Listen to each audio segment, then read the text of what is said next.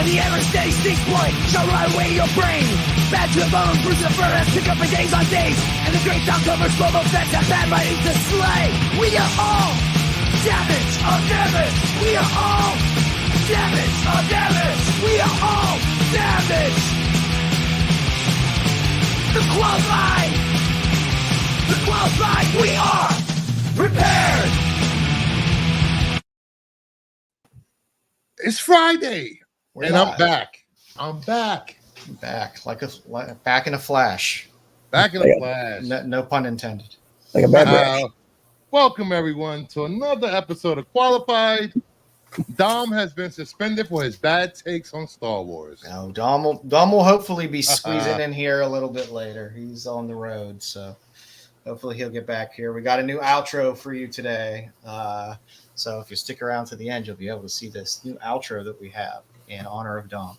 So it'll be good times. So we got Joe's dueling. We got Styxboy making an appearance. He doesn't have to go to a prom tonight. No proms tonight. No. We're in the middle of a summer vacation still.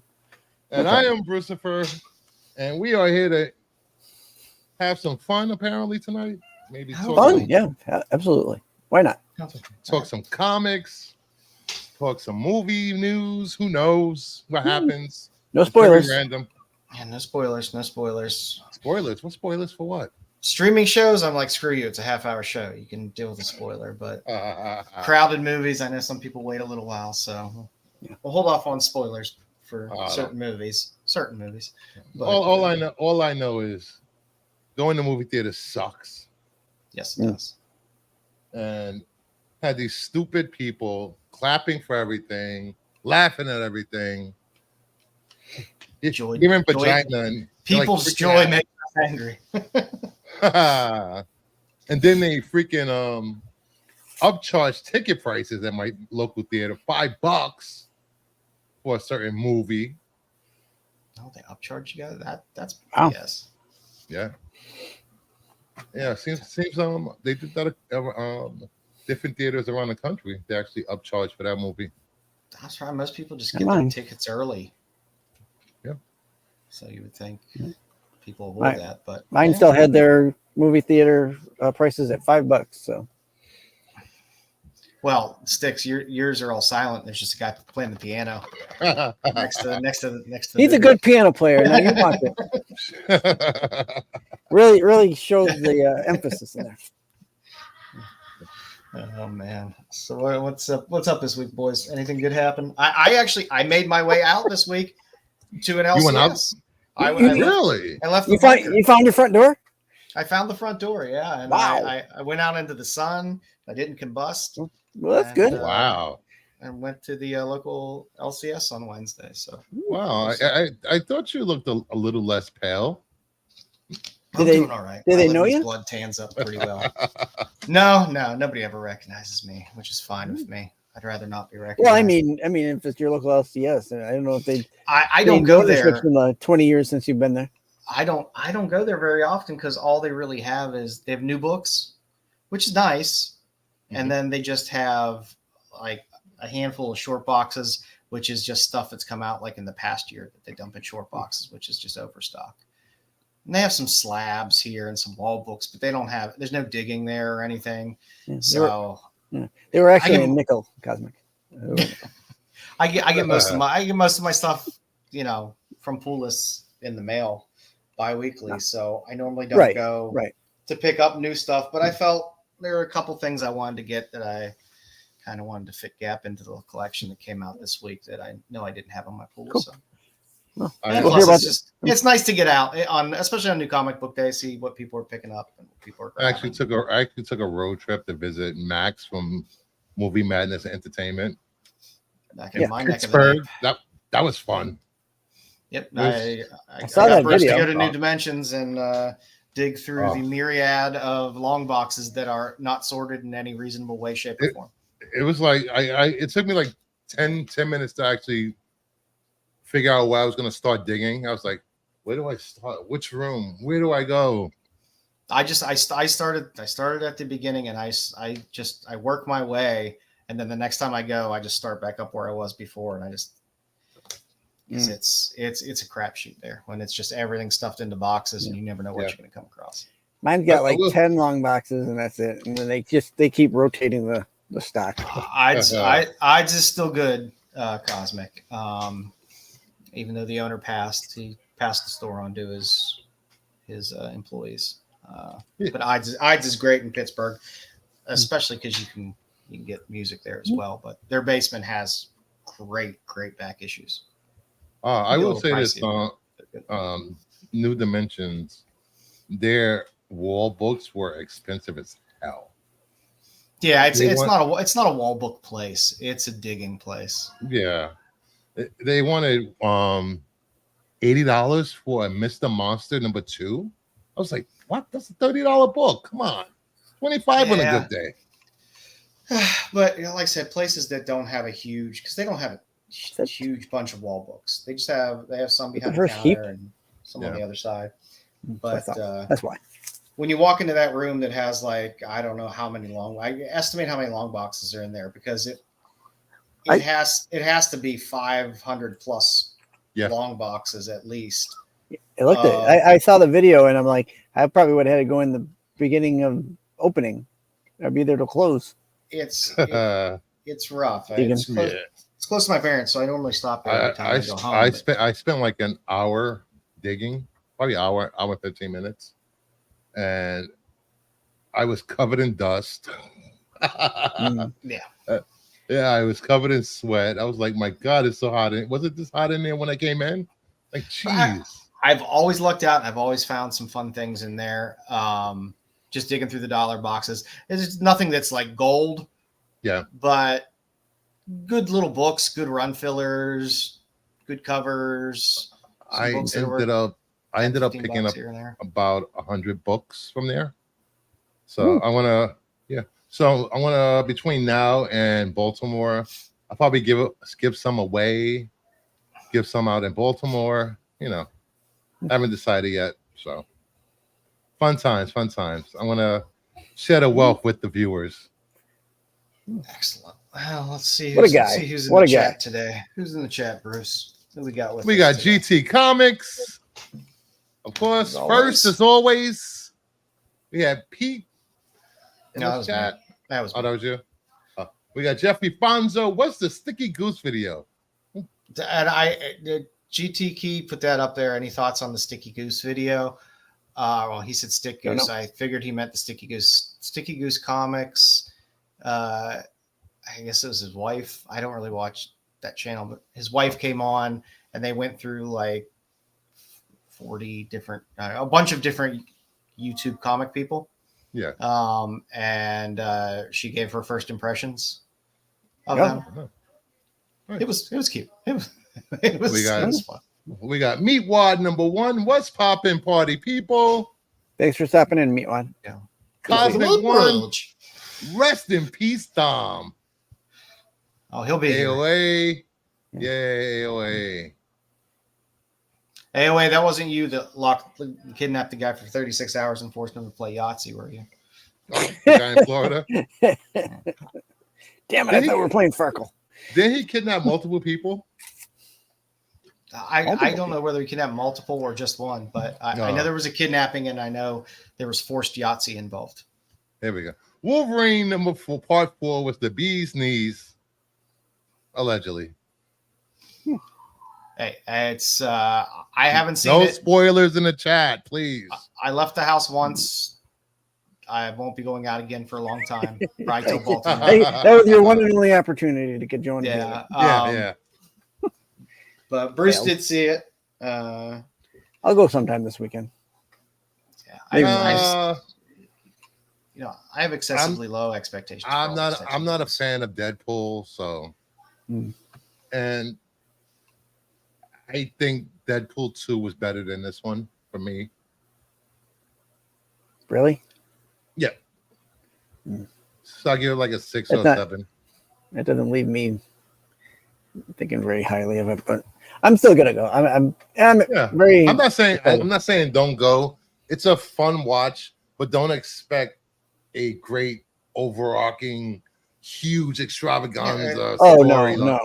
No. Well, it's a Deadpool movie. I'm expecting it to be just a fun movie. Fun movie, a lot of chaos, a lot of jokes, probably said over and over, probably too many times, but still just a fun movie. And there's nothing wrong with going to a movie and just having fun. Everything doesn't have to be War and Peace. It can go to a fun movie, and that's okay too.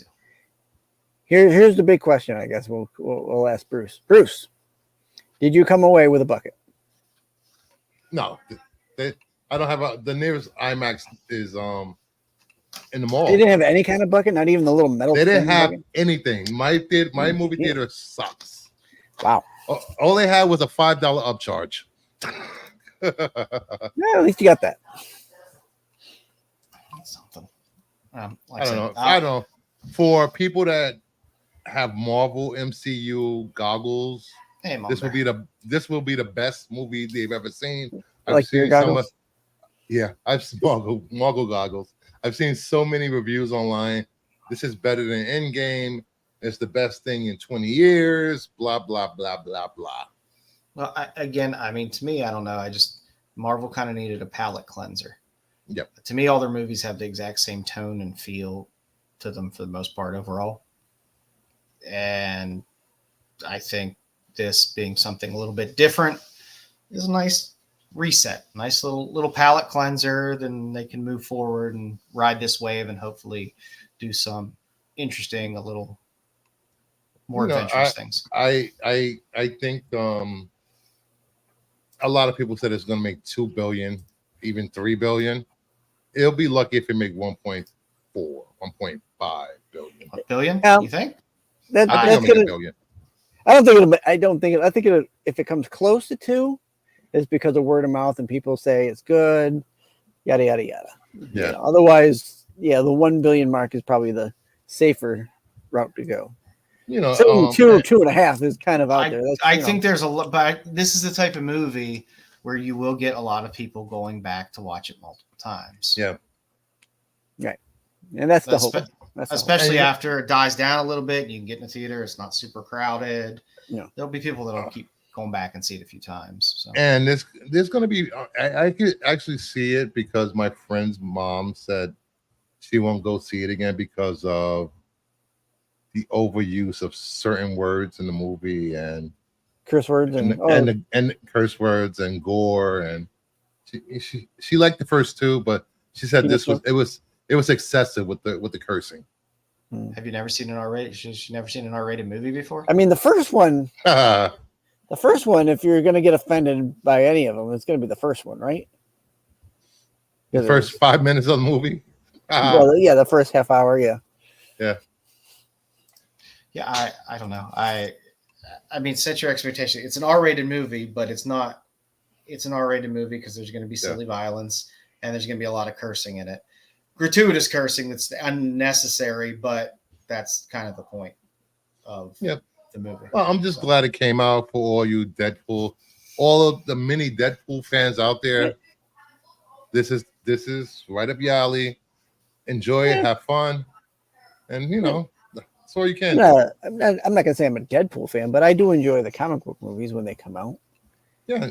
And I think there's a lot of Wolverine fans out there too. Plenty of Wolverine fans out there. I'm not like I didn't have that come to Jesus moment and start crying in the movie theater like some people did. Not me. Yeah, that's a little much. So you want to do let's get to the outside looking in. Let's run that beautiful bean footage.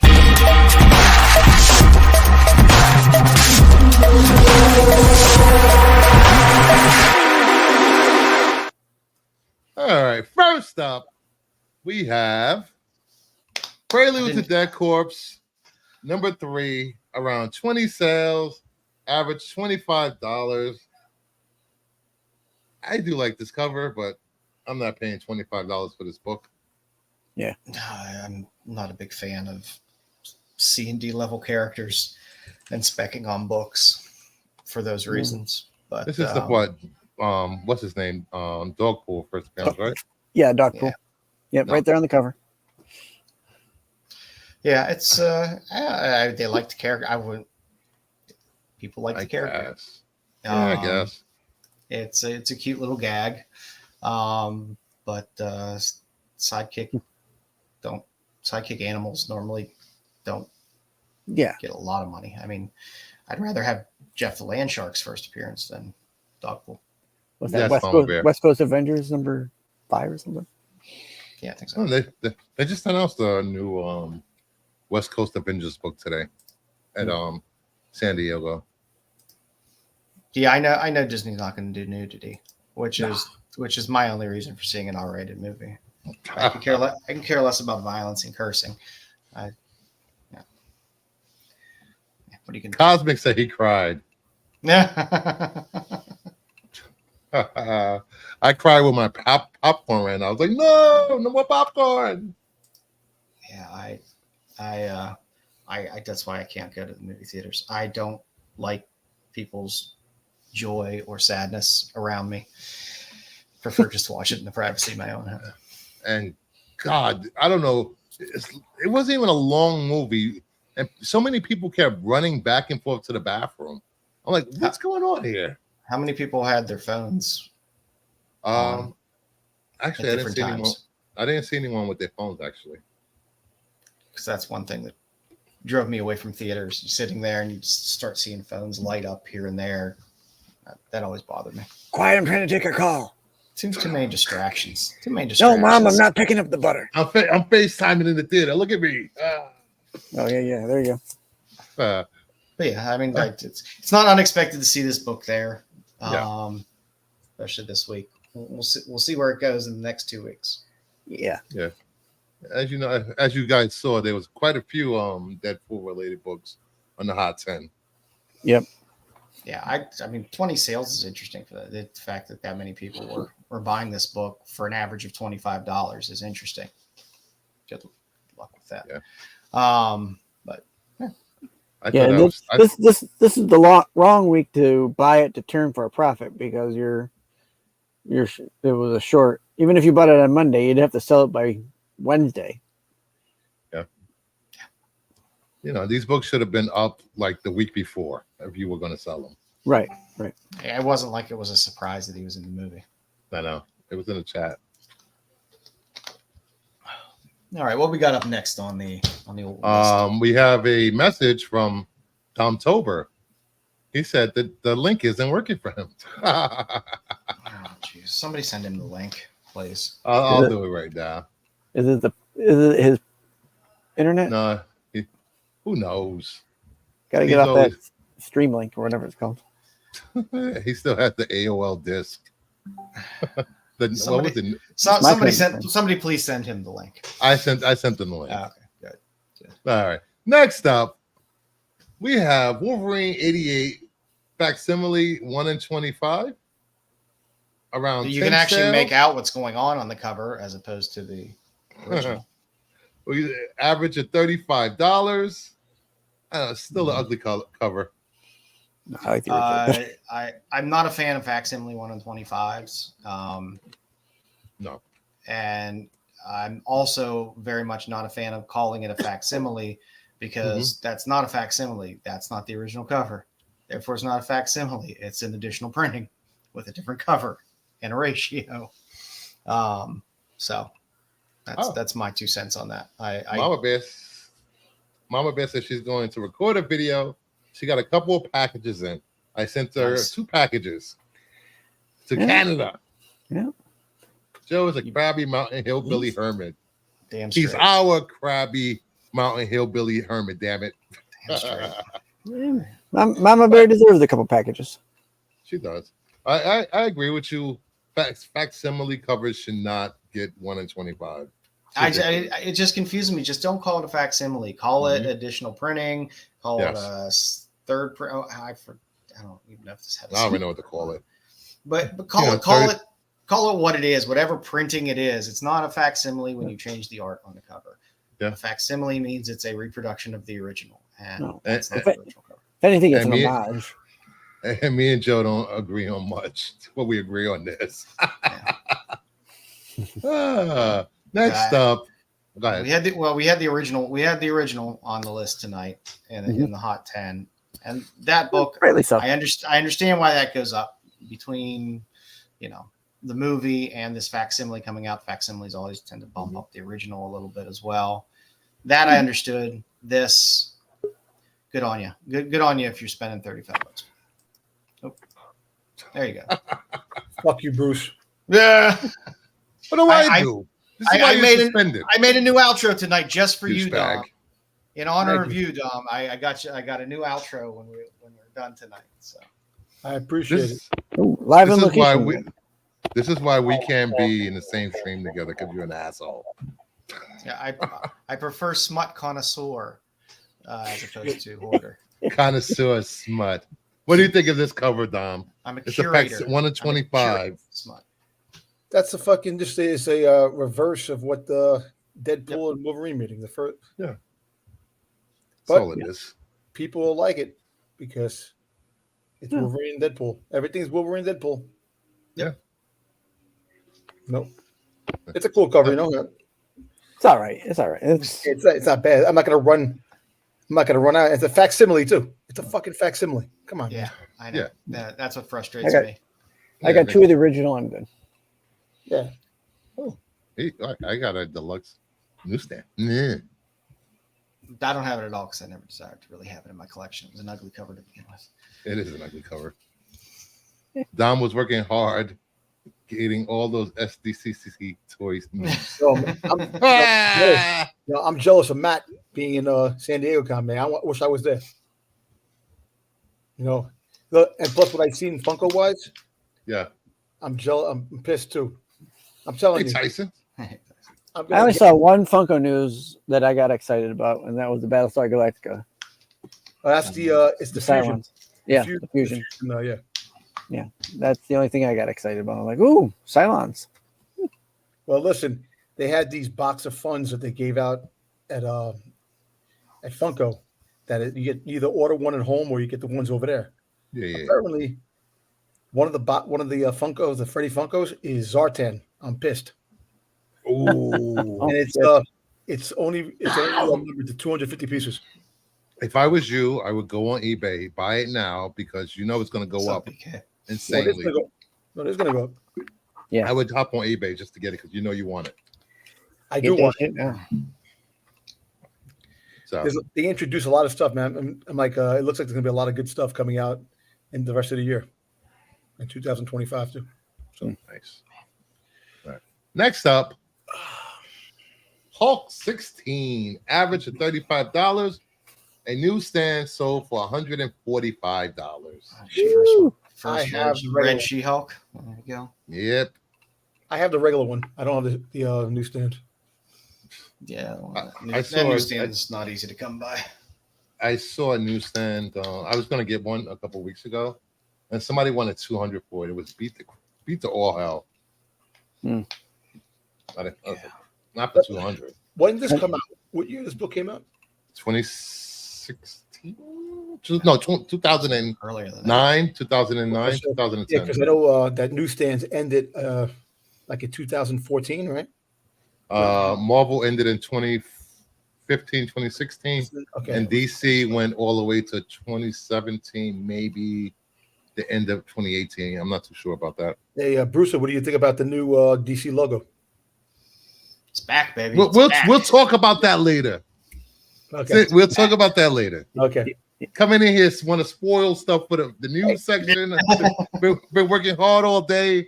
Dom comes in hot. Yes, you got to be careful of stealing content from Marco too. Come on. Who? Marco doesn't like a content stealing. Steal a vision.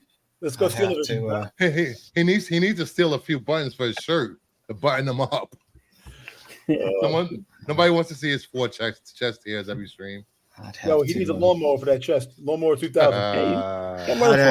I'd have to deprive myself of oxygen for 5 or 6 minutes to match that content.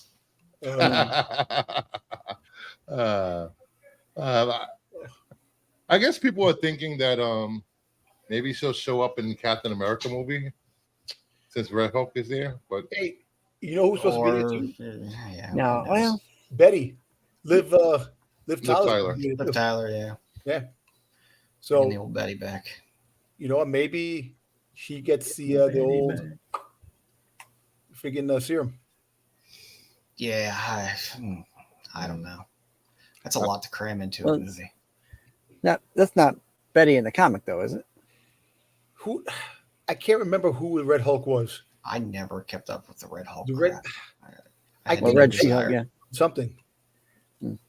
Yeah. I don't think we'll see her in Captain America, but I mean, if they keep him around, I mean, I guess we could see her in the next whatever iteration. Still better cover than that Hulk 1. Yeah. That's Who knows if you'll be able to steal from SNS tomorrow night since Matt and Sam won't be on. Yeah, it's amazing how we steal from them a day before they go on.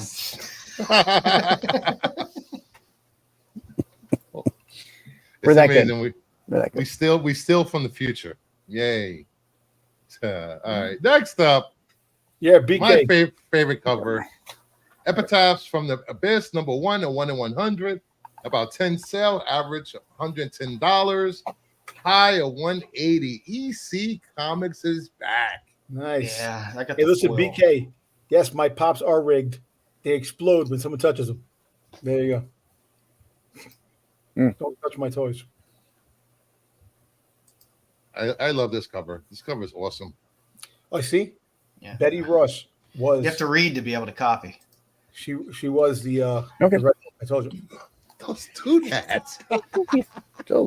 Okay. You saw that? Thank you. Who Betty, said that? Who said that? Betty was the Red Hulk. So thank you, Mwamba. thank you.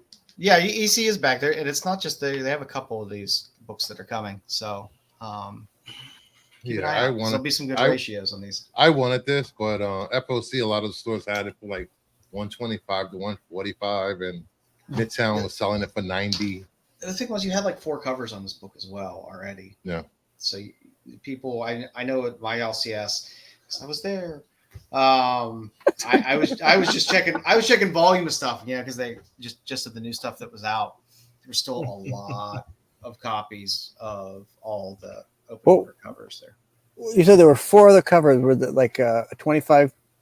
No, 25, I know there were. I know or? were the 2. I'm not sure about the ratios, but I know there were the 2 regular covers, and then you had Foils. Never see the foil in here, but then you had. So you had 2 foil versions as well. Okay, I didn't know. These were just the open order. I didn't know if the open orders were. I didn't know if it was 4 open order covers, and there was like, how they usually do it, like 25% of one cover. Ratios, yeah. So, are you doing Styx? Are you gonna do Saturday Night Styx tomorrow night? I don't know. Well, no, it's not. I'm not the only one on there. Ah. Matt's been pounding the pavement at SDCC, so I look forward to when he gets back and all his updates. That's gonna be fun. Been standing behind fanny packs. Yep. I think the last update he was waiting in line for Walking Dead. Walking Dead panel. And then I think a fire alarm went off, and then everyone had to exit. So that's something. Yep. Someone burnt their con toast. And the last book on the list. Oh, quick. Next, number 3. Volume is up. A CGC 9.8 sold for $1,300. I think last week or a week before, this was hovering between $9 and $1,100 for a 9.8. Because I looked. Yep. Yeah. So, if you saw the latest trailer, you know why. Oh yeah. I mean, I'm gonna this to move a little, but again, it's a bigger boy book, so you can get a little bit of volume, a little bit of bump. You're not going to see hundreds of copies moving around just because of the price, but that's still nice. 1,300 is nice for this book, and it's nice to see a little volume moving on as well. I got 2 9.6s. They refused to give me a 9.8 in this book, bastards.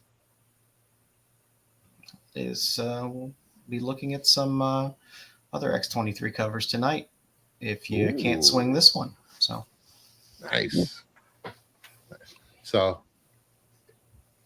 if if you're interested to learn more about these books and see what Pete said about these books, head over to cbsi.com. There you go. Look, man on the streets is here. Popping in. Fantastic. Head over to CBSI. I'm excited. We're going to get all kinds of fun insight from Matt when he gets back, because he was popping shots from all over the place there on all those panels. So, hey Matt, if you hear me, see if you can get a sneak off.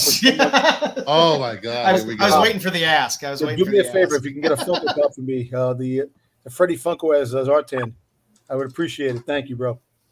If you could stand in line for 2 days, Matt. You don't have to stand in line 2 days. Just talk to people. Yeah. When is it dropping? It's out now. People have it. Oh, it's gone. Very good by now. I think later on I'll look on eBay. You see who put it on eBay. I can say, check the interwebs, see what they. Yeah. Yeah. Hey, listen, they had a Freddie Funko with Marvel. Look at whatnot. 50 pieces. So I'll even check whatnot for you. thank you. I'm waiting for Freddie Funko to be freaking Stitch. Stitch. Why Stitch? I love Stitch. This is my favorite Disney character. Come on. You know that already. Yeah, I guess. Yeah. Has Freddie Funko. Go for a grip. It's have you ever been to just does Funko just have a straight up convention, Dom? Where it's no, actually, they actually were working on that. You know, they had into the pandemic hit. They had an idea for like a convention, a FunkoCon. Because that would be a fun people watching convention. It probably would be. You know what? I wish they would have it now, because Mike Becker, the head of Funko, the one who created it a long time ago, he's stepping down for a second time. Good job. You know, so. I don't see your G.I. Joe Funkos on eBay. See Captain Planet. Yeah. Captain Planet. Freddie Funko is Captain Planet. Yeah, they have with these powers combined. So. Yeah. They're doing the lotto. You have to get into the lotto and get picked to get into the Funko shop. That's too much work for stuff. So stay tuned next week for another outside looking in. Please hit that like button, subscribe if you haven't subscribed, and comment if you're watching this on the rewind. Thank you. What do you got up next, Joe? I figured we could do some pickups. Matt met Brett Parson and Brian Poston today, so hopefully he got some grommets signed. Ooh. And they had also they have a print. They have two Ahsoka prints given out, and not given out. You can pick them up over there. Bale and Skull, and nice. You're in the driver's seat, buddy. So, speaking of Brett and Brian, it was just on the shelf, so I just picked up an extra copy. Why not? Let's see. I can these foils you can never see them, but this is the EC. The gold foil. The gold foil. Another foil, which I had to cover up because it's kind of hard to see, and it's probably a good thing. You covered a nipple. Okay. It's Warren Loudgun, honey. And then, of course, I picked up all the Hello Darkness stuff. Yoink. Prison. Nice. There's the decal. It says Michael. Why not? They had it sitting on the shelf, so there was no reason not to buy this. I got the other copy, but I didn't have the Mac, so the Mac Barfly. Udon. Can never go wrong with Reek.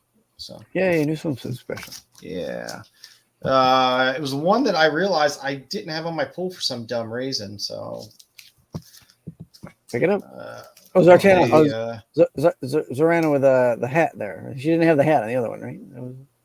No. This is just the Errol Diaz. I mean, it was different because she had a hat on. When Joe shows his books, it's rated R. When everybody else shows his books, it's PG-15. Yeah. Nice House by the Sea. The follow-up to Nice House by the Lake. I like this cover. I like landscape covers. A series that I'm excited to get into and start reading, The Addiction. There's a nice art trim cover on that. Nice. And then there was a black and white variant as well. That I did get this. I'm not paying for the 1/100, but Yeah. I did get this, and my QR code works just fine. If you're not familiar with those new X books, they dump a QR code in them at the end that gives you a bonus page, which tends to be a bit of a spoiler page. People had issues with some of them working. I had no problem. I picked up a couple of these. You got them. And then a couple, a triple of the other variant that has the Japanese variant. The Japanese trade dress on top. Yep. That's Just good. I got some. Yeah, the Berg did look cool. Cheeky Beach Party. Oh, nice. very cheeky. I always buy some Luana Vecchio whenever she does a cover. I love Luana Vecchio. Only friends? Especially with there's feet on the cover. You betcha. And I got, let's see, we got a few of these, two of these, 6 of these, some Zerdy, some more Zatanna, some more Zatanna. I like Zatanna. I think we know. Finally, some more Zatanna.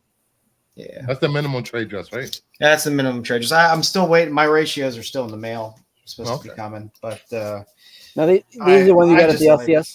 You got all those at the LCS? No. A lot of this was mail in. The stack of the new stuff was. Oh, look at that!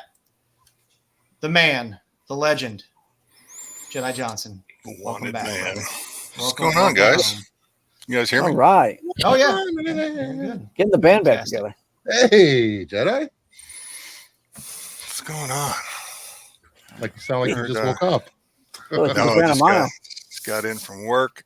I was listening to you guys on the way in, and Bruce, you need to get a new theater. I don't understand why you let them do. It's New York City. Don't they have like theaters on every block? I mean, why are you going to this shitty theater? I don't live in New York City anymore. Oh, I live up north. Hear that, Dom? He washed up. He's up here in the sticks. I'm up there with Styx.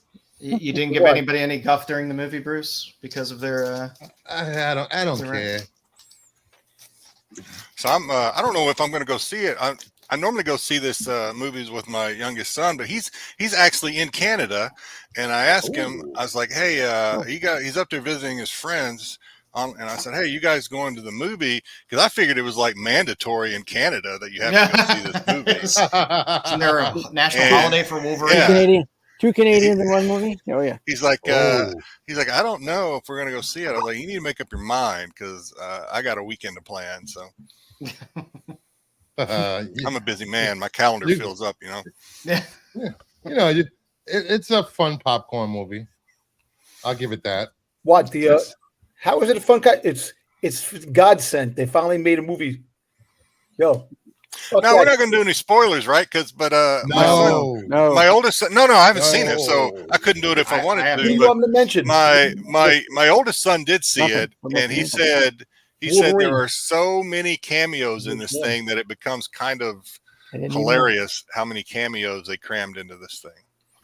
I expected them to do that. A lot of very quick cameos. Like I said earlier, it's the first 25 minutes are fun, good, and then there's like a 45-minute lull of I don't know. What are you looking for? What are you looking for? It's a fun movie. That's what you want. Fun movies have been bullshit lately. You need some good fucking movies. Did you watch the movie? What? Did you watch the movie yet? I'm gonna go see it, but not now. All right, then. You tell him, Dom. You tell him, Dom. Fuck with me, fellas. This ain't my first time. All I want to know is what does Wolverine and Superman have in common? That's what I want to know. What? I can't understand your heavy accent over there. I bet it's better than the Acolyte. What does Wolverine and Superman have in common? I'm with you there, Jedi. Hey, listen, the Acolyte. Don't go Wayseeker. You know what? Thank God Wayseeker wasn't on Sunday, or else that would have been like a 5-hour show with all his gushing over that show. Wayseeker made me want to hate that show, and I liked it, but I kind of wanted to hate it. because of Wasey. Hey, listen, now I want to see season 2. I do want to see season 2. Jedi, I like the second one better, and I like this one. Yeah, I heard you say that in the truck. Almost swerved off the road when you said Yeah. And I'm not a big fan of Deadpool, so Yeah, you Let me ask you a question. What's the reason why? Why? I just told you why. Bruce is not a Deadpool fan. He would rather go see Captain Marvel. Oh, all the cameos are in it. I didn't go see Captain Marvel in the theater. Either one of them. All right, thank you very much. All They the put fun fun movies cameos, at home. all the Fox celebrities from Fox. What are you movies. talking about? Is Whatever that- you think in your head are cameos, it's the opposite. Well, listen. What There you character? go. What character is No, Dom. movie-wise that keeps getting pushed back because of writing and directors? Catch me outside. How about that? Marshall Ali. What is he supposed to be playing? And guess who's in that? Come on. What is Hey, I had my son, my oldest son. Actually, I was listening to you guys in the truck on the way home. My son called, and so I talked to him. So I got out of the truck, put my shit away, hopped on. Did I miss Outside Looking In? Yes. Yes. Oh, thank God. Okay, all right. Good. Yeah. It was pretty much Deadpool. That's what I figured. Better than Yeah. X-Men, I guess. Yeah, Actually, I guess everybody they're says right, you hate Liefeld. You hate freaking Rob Liefeld. That's why. Liefeld sucks. Joe, every time you play that clip, she makes $5. Just saying. Yeah. Are you finished with your book show? Yep. Who wants Anybody to else go? got any? Bruce, I got nothing, but I was going to tell Dom that there was 2 Zartans on eBay right now. Oh, there you go. How much? All right, get some popcorn. One was 5, and the other one was Here, 7. just start running through them, Bruce. Guess 'cause I what? know You got a huge stack. Those two people who are selling on eBay for those prices can lick my nutsack. If Bruce first starts going through those 100 books he picked up, then I'm I'm gonna. not going through the whole 100. All right, let's What, go. what gems are in Just there? in choice 50. Wait, it's still doing that without the. Yeah. That's weird. I forgot to turn off the green screen. I was going to say, that's a weird variant you got there. Well, that's even worse. All right, what? You're a moron. You see? Morons everywhere. I turned it off. What the hell? There we go. All right. I think Bruce Fur is a green screen. I don't think Yeah. he's. He's not real. not a real I person. think he's really there. Popeye, more Popeye. It's like Max Is Headroom. there any of Popeye. none of those are the 1 in 10s, right? They're just No. Yeah. Old man, Batman, Another old man. some Buffy, Spike, Another old man. Iron Man, You just got Popeye, X-Men, Flash. I came across some DCUs. Nice. I You missed got out the on a couple box for for you, DCUs. Bruce. I know. Teen Titans, Teen Titans. Green Lantern, all new X-Men, Uncanny. Joe's favorite character, Animal Man. I love Animal Man. That raptor on the cover? I don't know. This one? It's like I Raptor don't know. from G.I. Joe. Old Man. Some more old man. Old man. It's pretty cool, I figure. Bruce likes old men.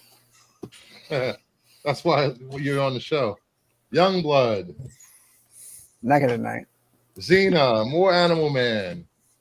What'd you say? Batman, Superman. Xenon. What the hell? Xena. Oh, Warrior they said Xena. Xenon. Warrior Princessy. A little runner, Green Arrow. Not even a good runner green arrow. All right. Most of these are being given away to the viewers anyway. The problem is when you're digging and books are For them only to keep $1, warm during the winter. you tend to grab anything and I was everything. gonna that say, even mildly I think he appeals got- to you. I think he got some of that dust in his eye when he started pulling his books out You there. got Alright. just some good fireplace starters right there. Not this week's pickups. The Turtles. I got Oh, two you got copies yours of too? each. There you go. Yep. Copycat. That was, Yeah. I got the Detective Comics in 87 and 1 in 25. What a weird cover. I love It's this a weird cover. cover. What a weird cover. Channel. There we go. Yeah. That's a 1 in 25. Yep. Hello I Darkness. still can't believe they did that with the minimum trade dress and then the 1 in 25 that looks almost exactly the same. More Hello Darkness. Hello, Darkness. Now you got the Mocha. Yep. Hello, Darkness. Prison. Flash Gordon, the Panosian. Oh, I got that one over here. I got the. I don't got the book, but I got the signed. And my last Raz win. Yeah. I love that the cow cover. Another one? Or what?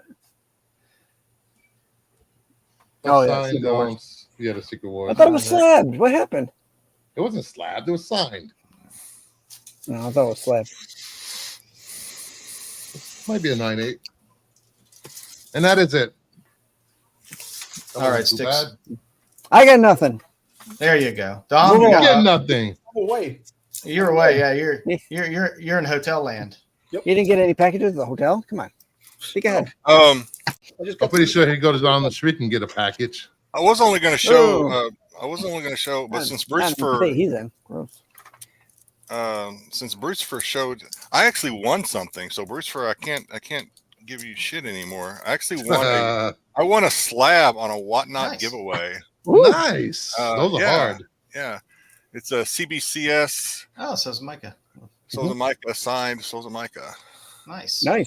Yeah. Nice. Never expected to win that, but no. What I was going to show, and just because it's sitting here beside my desk, I sent some cards, like 3 sports cards, into PSA to get graded, and I got those back. So. Nice. How sharp were your corners? Yeah. Well, see, I sent them in through a sports shop here, and then so they said, you know, how PSA does things, right? So if it grades a certain thing, and they say it's worth whatever the worth value is, and they'll upcharge you, right? Because then they do that. Same as Bruce First Theater that it do. So I got an email. They were like, "Hey, we PSA upcharged you on some card," and they don't tell you anything in the email or in the text. They just say, "Hey, you were upcharged. Congratulations!" Like, that's a good thing. Maybe it is. I don't know, because they upcharge you, but they don't tell you anything. So I'm like, damn, did I get a 10? What the hell happened? So the 3 cards I sent in, I sent in a LeBron James rookie. You rub it up. It came back a 9. So that's about a $300 card in a 9. That's not what I wanted. I got this is the one I thought was going to get a 10, but it also got a 9. That's a Brady Bowman Chrome. This is about and graded at a 9. This is about a $2,000 to $2,500 card in a 9. Wow. Yeah, so this one may be getting sold. Got to pay for that. The surprise, though, is this one. I thought this was going to come back good. It's a Kobe Bryant Topps rookie card. I thought it was going to come back good. This sumbitch came back a 7. I was pissed. I was like, what the hell? It's well centered. You know, I was like, not that I know about it much about cards as I do about grading comics, but I was Jedi, you know what it is? If it's a chrome card, it could be scratches on the front. That's why this isn't a chrome card, though. Nope. This is a paper card. Yeah, there is a chrome version of this, but this is the regular Topps. But it came back a 7. I was kind of bummed about that. But anyway, that's all I got this week to show. That is PSA. Nice. Congrats. You owe us more money. Yeah. CGC does that too. But that's like, PSA is kind of like CGC. They got the corner, and somehow or another they've established themselves as the premium grading company. So PSA gets more money as opposed to BGS or something. We'll see, because PSA is going to be doing comics. Yeah, we were talking about that in our chat. I was like, yeah, everybody was surprised about PSA's comic cover or comic label. I was like, it's just like their card label. I've always thought their card label was ugly as fuck, but it looks people like it. It's like some 90-year-old secretary just typing it out. Yeah. Type it out and cut it with the scissors. Yeah. Let me bring this up before you start. This is the LCS I went to. This is the first room of comics. And then this is the second room. Yeah. All dollar books. I'd be intimidated. I wouldn't even start. And they're not organized. They're not organized in any way, shape, or form. They're not they're not grouped. There's nothing. It's just like you go to a box, you don't know what the hell you're going to find. Modern, old, beat up, bagged, not bagged. It's just, it's. Is it at least Marvel, DC, or is it just full mix? No, there is no rhyme or reason for the boxes.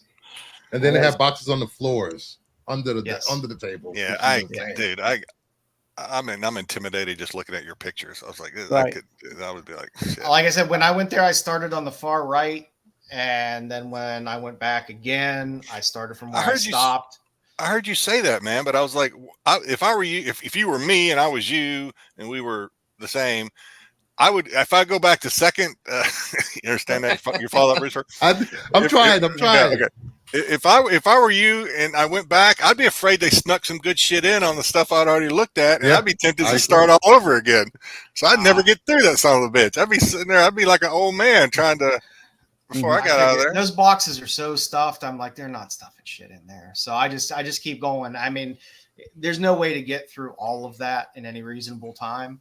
So, and I've always been very limited. So it's like, I'm going to just start here, work to here. Next time I come, I'll start here and work down. And I'm about halfway down that first wall. Here's my next question. Bagged or boarded? Half bagged, boarded? Loose? Depends. Most are loose. Yeah. Depends on when it was put in the box. If it was put in the box 20 years ago, it's probably not bagged or boarded. But Styx, you would appreciate a lot of like innovation and Pacific Comics and stuff like that. Want to go Styx? We can do a drive down Styx. I wouldn't mind wanting to tackle it. It's a good. Like if you could spend all day in there, it would be fun, but you would need some type of sinus remedy by the time you left there. Where's this place? It's in Pittsburgh. It's right off of it's in Pittsburgh Mills Mall. It's about 15 minutes outside Pittsburgh. Styx would do great because he didn't have to worry about any competition. He'd walk in the door. He'd be like, "Where's Doctor Who?" It's in the shed in the back. There's nobody back there. Yeah, go back there. You're gonna need a flashlight. Go ahead and just go back there and at the front of the mall they had the TARDIS. I saw in the video. Yeah, they have a TARDIS. Oh yeah. You watch. They also have a third room there for gaming for games. Yeah, for people that play role-based games and stuff like that.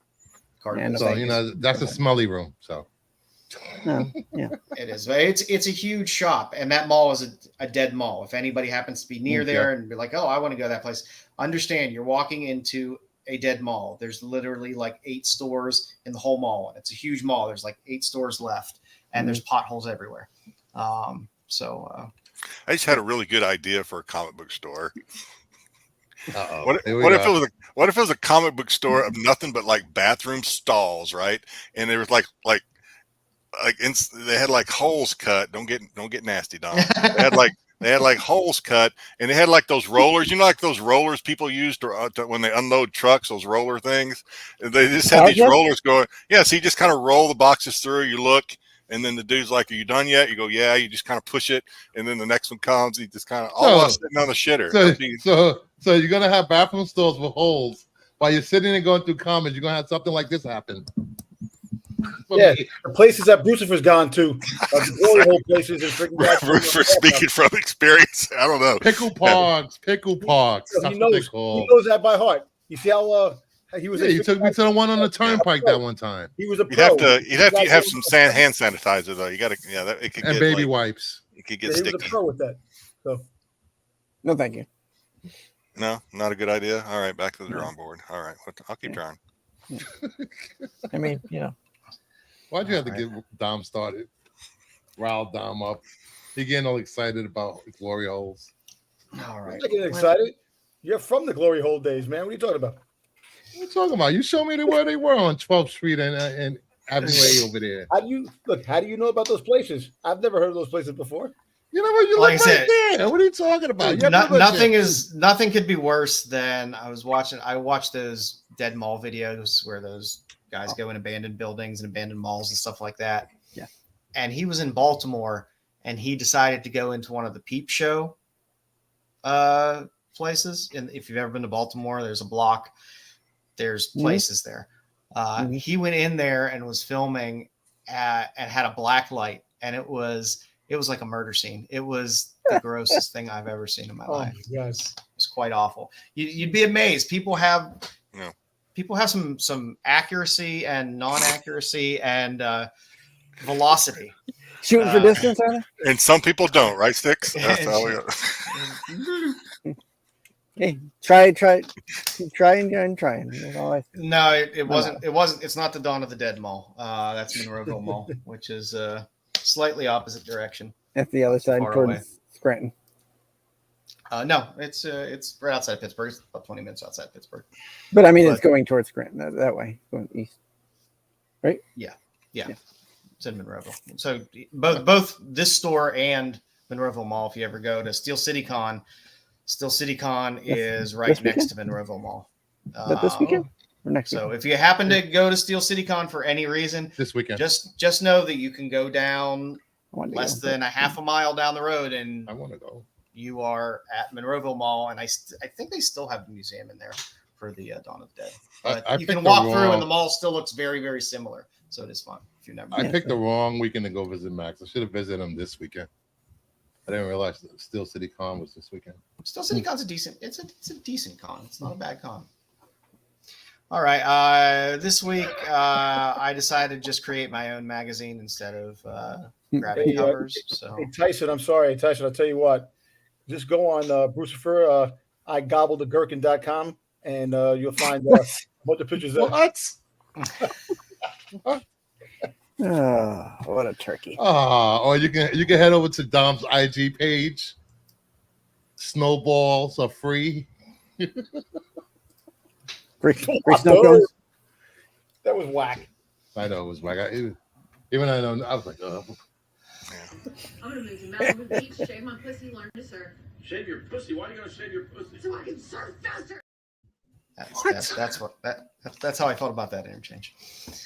So this week on Comic Now and Later, I figured I'd add a couple extra slides for some of the exclusives that came out at the con this week that caught my eye. So on the first slide, we have a Chitara. We got an Art Adams. There's a color version of this as well. But Art Adams con exclusives tend to do pretty good, and there's a lot of Art Adams fans out there. she does like Beyonce. There have been a lot of good Chitara covers, but this one's pretty nice. There's been some pretty bad ones too. So if you're an Art Adams fan and you like the Thundercats, it's a good cover to have. Mark Brooks did a series of these Hot Rod Girl for X-Men 1, which is a fantastic cover. There's trade dress versions of this as well, but the Virgin is quite sharp on the black background. Is Lockheed wearing a Letterman's jacket? I think he might be. That's great. I like that. But it's a good cover of some of the X-Girls in Rockabilly Glory. So it's a good one. It's a good one to pick up. There's also a Dan Panosian, which I can't pass up. So Godzilla, Here There Be Dragons #1. It's a fantastic Godzilla cover. I saw this in black and white. I saw this in black and white first when you showed the initial art that he was working on, but it looks really sharp. This is pretty cool. It actually, when I first saw it, I thought of Land of the Lost. Yeah. But it looks like he painted it to look like it's painted on wood. It's pretty cool. Yeah, it's a really cool effect. So apparently the Masters Universe toy line, their last slide was Turtles with the Thundercats. I mean, Masters Universe with Thundercats. So Masters Universe is going to be crossing over with Thundercats toy-wise and the toy line. Well, they're crossing over with the Turtles, so it's not surprising. Well, they call it the Turtles, but now they're going to have the Thundercats. They also had a comic, Thundercats in the Masters Universe, but the toy line, that's awesome. Nice. Some other ones that caught my eyes. This Sozumika Baroness for G.I. Joe 308 is quite nice. Baroness covers are always very collectible. And I haven't seen a really good Baroness cover in a while. And this is definitely one of them. Just speaking about Baroness, anybody watches those AI things that they put on YouTube? No. Apparently they did a G.I. Joe and they had what's his face? Megan Fox as the Baroness. Oh, I can't deal with those thumbs. I'm waiting for you to Those post toe it on thumbs IG, kill me. Dom. Those toe thumbs kill me. Huh? I said I'm waiting for you to post it on IG for me. Okay. But you won't see it because it'll be merged in between 17 other posts. I'll have to find it. Lyrics had a nice Virgin variant for that Spider-Man Ghost Spider-1. I don't know. I dig these just white background pictures when the art of the character is good. It's pretty nice. It's a good one if you happen to bump into her as well to get signed as well. And this Berserker, this Fallen Empire pen and ink was just a badass cover. That it's an ultraviolet spot gloss Virgin variant, whatever the fuck that means. But it was a nice cover. I have some Berserker books. I fell off of it because they printed like 3 million of them for the first issue, and then I kind of fell off after that. But, ultraviolet spot gloss. Yeah. Shine your blue light on it and see what. I don't know what goes on with that, but it is an amazingly beautiful cover for pen and ink. And last on the stuff from SDCC that I liked, I did like the Hello Darkness one, the SDC 2024 previews, the foil Virgin variant. It was a good cover. Jay Lee also did a cover for Hello Darkness 1. And it's a foil variant, which is pretty sharp as well. I just like any of the EC homage style covers. And last but not least, I like the X-Men one, the Trinity Comics Ari Granoff cover, the Nightshade Virgin variant. So it was a good magic on that cover. Nice. Magic's been hit or miss on some of those covers lately, but yep, it seemed to be a winner for me. How limited is that San Diego preview foil?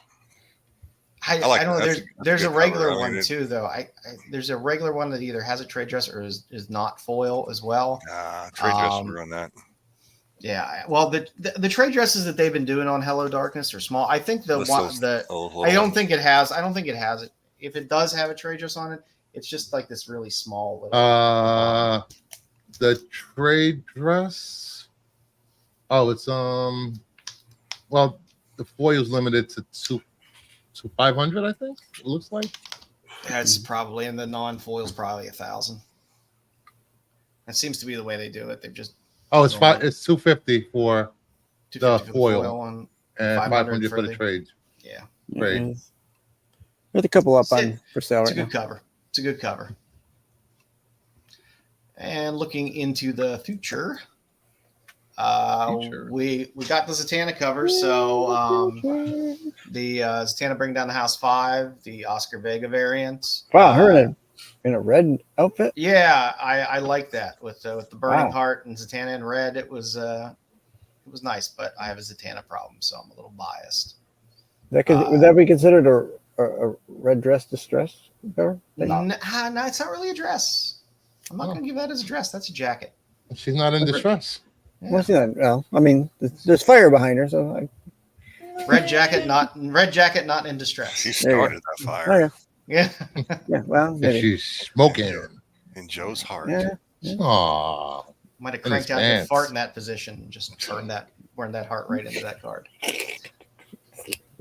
Next up on the list, the DC Horror Presents number 1, the Francavilla It's a variant. homage to the movie Ben.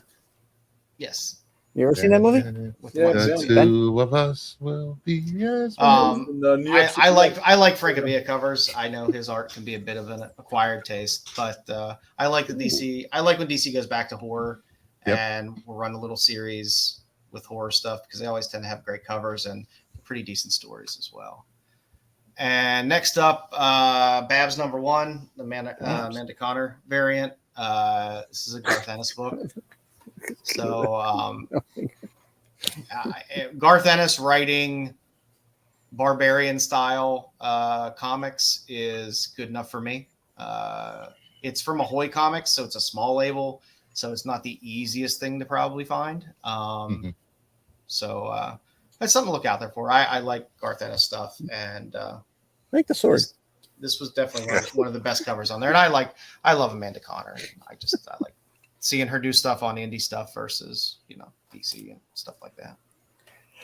That's what we got for this week. Nice. I wanted to briefly bring up the Ringo nominees because I don't understand the Ringo nominees. Okay.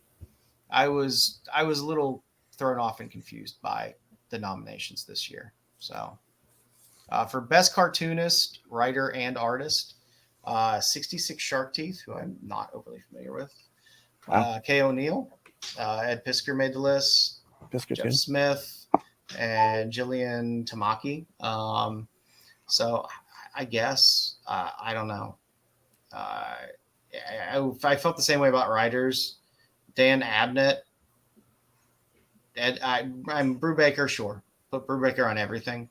Because Brubaker can spit on a piece of paper and will read better than most stuff that other people are putting out. Tom King, Mariko Tamaki, and Kit Trace. I was surprised Tom Taylor wasn't on there. I was a little surprised with that list. It didn't do much for me. Every time I think I know a little bit about comic books, I see a list like this, and I only recognize like 2 names off this list. But don't feel bad. I felt the same way as I was going through this, and I buy a lot of indie shit, and I was just like, I'm surprised they put Ed Piskor on this list. I'm not. I'm not surprised that they did that. I think once things cooled down a little bit, people were more willing to come out and be like, yeah, he was good at what he did. What happened was extremely, extremely fucked up. And, I think people can go back to respecting his work as an artist, as a cartoonist and appreciate his work without getting shit on by certain subsectors of the industry. It takes a lot to separate the artist and the art that he does. Yeah. And you have best artist or penciler, inker team. Elsa Chartier is great. If you like Bruce Timm style stuff, stuff like that, and Darwin Cook style stuff, she is fantastic. And then the rest of the list outside of Sean Phillips, I was like, okay. Sean Phillips deserves everything he gets. The Zorro book is fantastic. Any of the Batman White Knight stuff is fantastic. So he always deserves a thumbs up. I don't care about letterer because other than Stan Sakai, I like seeing a shout out to Stan Sakai. I don't know anything about the different letterers because I never pay attention to who letters a book. Yeah. In most cases, outside of Stan Sakai, because he letters. You're not going to vote for Stevens Cock? No, I'm not going to vote for Stevens Cock. But what? Even with colors, like I know Jordy Belair does a lot of stuff as well, but I'm going to go back after this and look through a handful of these and see if I could pull out some of their stuff. But what threw me off for cover artist, I was surprised. And Bruce, if you have something like Comic Geeks or Evan, pull up Colin Griffin because I didn't look him up. I'm not overly familiar with Colin Griffin, and I feel bad. We're on a comic show. I mean, I understand Lotte being on there. I love Lotte. I don't understand Dan Parent being up there because really, it's a lot of derivative Archie stuff on exclusives. Chris Samney's been doing a ton of work, and I do like his work as well. Sienkiewicz can always be up there, and that makes me happy. I was surprised to see Fiona. I don't know what else has Fiona done outside of Saga. I'm not sure, but I don't have a problem with Fiona being on there. Saga's back, so just Colin do Department of Truth. Who? Colin? Yeah, that's normally what's his face? I'm trying to think off the top of my head. Simmons does a lot of the covers. He does a lot of them, yeah. Let me see. So I don't know. I was just surprised at this list for how much good. I was surprised Penosian wasn't on there because Penosian has had pretty good run. So it was it was an interesting list. And for me, it was a list to go look up a few of these people and see what they've done, because that's what is nice about this hobby. You can stay in a little hole and love what you love, which is fine. But it's fun to expand and hear of a name here or an artist here or a writer here and discover different stuff. So it'd be interesting. So those are the nominations. I don't see much. He looks like he did a Turtles, black and green covers. He did Grindizer. Yeah, I don't have the best cover artist one kind of threw me off a bit. Like some of those names made perfect sense to me. Sam Nee's gotten a lot of work this year, but I didn't understand Parent. I didn't understand Parent being on there. He worked at DC on a few covers. Archie Did a few covers for DC. Yeah. He did Radiant Black covers. The first. Oh, there we go. Radiant Black. Rat City. All right. Well, there we go. Learn some new names. That's fun. Best series, Geiger was on there. The Night Eaters, which I think I might have an issue that floating around somewhere, but I don't think so. Phantom Road, I know I have some of that I never got into. Rare Flavors seemed to be it got really pushed hard, but I don't know. Has anyone in chat actually read Rare Flavors? I know they were pushing that book hard from Boom when it came out, but I don't know of anybody that was reading it and really talking about it much. Sirens of the City, I'm happy to see there. That's decent. And I have no clue what Tower is. Listen, is Night Eaters after midnight TV show? Night Eaters. Shut up, Brucifer. Come on. And I don't even know what he said. What do you say? Sounds like something you'd watch on USA there, Don. Okay, there you go. You know where he's going with this. Where am I going with it? Oh, the Night Eaters. I see it now. Yeah. Okay. Yeah. All right. I feel like I'm falling behind because Styxboy caught the cock, and now I didn't catch anything. You caught the cock. I agree. It was a weird list. And even for a single story, it's like Animal Pound on there, Rare Flavors. Again, Rare Flavors seems to be an industry favorite, but I don't know many people that were buying it and reading it outside of it being pushed by Boom and industry people pushing it. Somna was great. It's nice to see Distillery get something up there. I mean, a lot of this is. I love that Star Trek is on there, but Star Wars is nowhere to be found. No, nah. It ain't winning best story. I can tell you that. No. Well, I was and that brings up. I mean, are these just independent accolades, and they're going to do mainstream? That's a good point. All these are indie. Image. I mean, all these are independent. Image is there. You consider Image indie, I guess. Listen, I'll be honest with you. If they do a Star Wars book. I mean, as mainstream as Image is, it's still independent. I don't disagree. Yeah, you're right. So, I don't know. Not comic sale of the week, guys. I said we would do bras, novelty bras. I could not find novelty bras. I don't know how you did this segment for so long, Jedi, because it's not easy.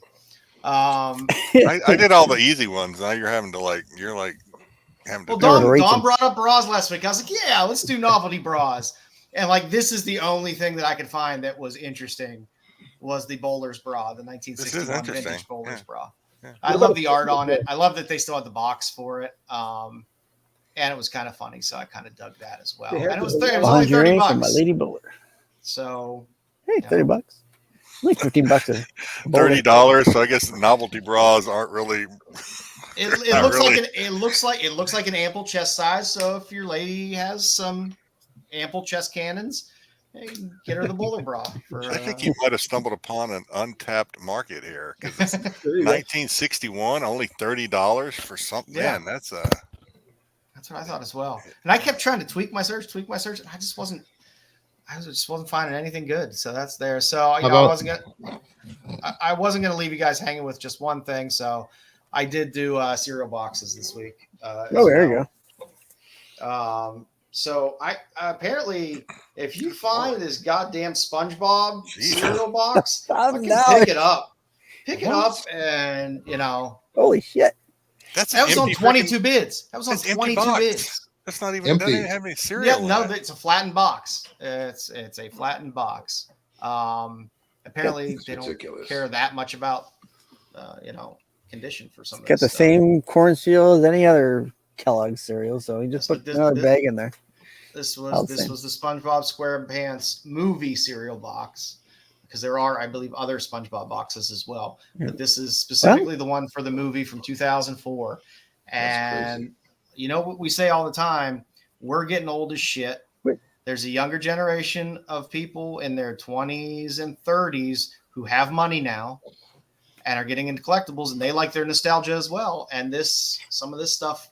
When did that box end? Did that end today? No, it ended. I only asked because they did announce a new SpongeBob movie coming out. Yeah, that might be a rare box, all right, because there's probably not too many that don't have a hole cut in it. Like the popcorn bucket. I'm back, ladies and gentlemen. Feed it in. Feed it in. Now you can't unsee it now, can you, Bruce? You can't unsee it. I'm not looking at it. I'm looking at it for Bruce. Just I'm looking.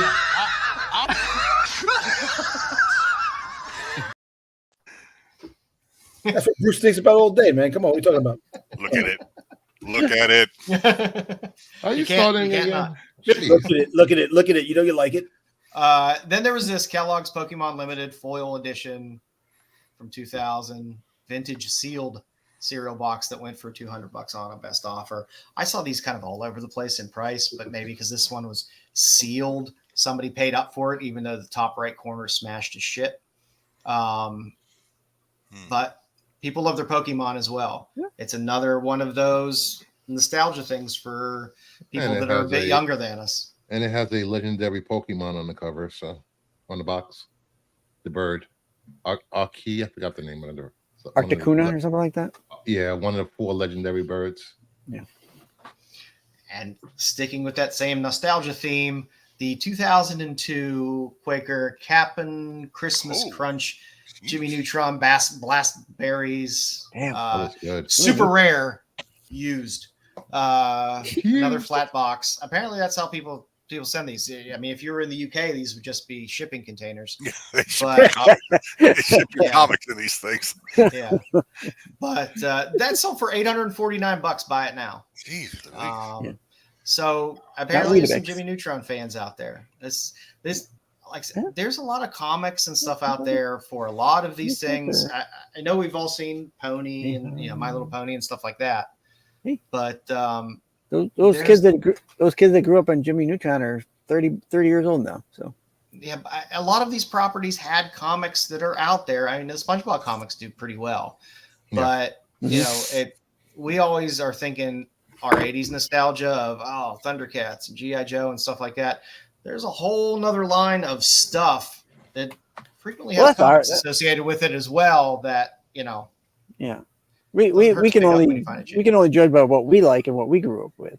Yeah. These kids, the new kids, the black hair, so to say, they got a whole different stuff that they. And that's why I had to throw in the last box for us. Speaking of things we like, the Mr. T cereal, because that's why I had to throw in T's picture above there as well. It was great. It's still going for $379 for a box of teas. I'm just saying, Mr. T with a smile on his face is kind of creeping me out. It is. Just but still, eat that cereal, fool. Like, funny? I have a box of cereal full. The old Star Wars boxes, full from the prequels. Oh yeah. And I have a Derek Jeter full box of cereal. Woo. That when Jeter had cereal, his own cereal. And his own cereal? Yeah. Jeets. Yeah. Jeets. Yeah. Jeter's. Jeter. Hey, Charlotte. Jeet Sweets. And today, a cereal box protector.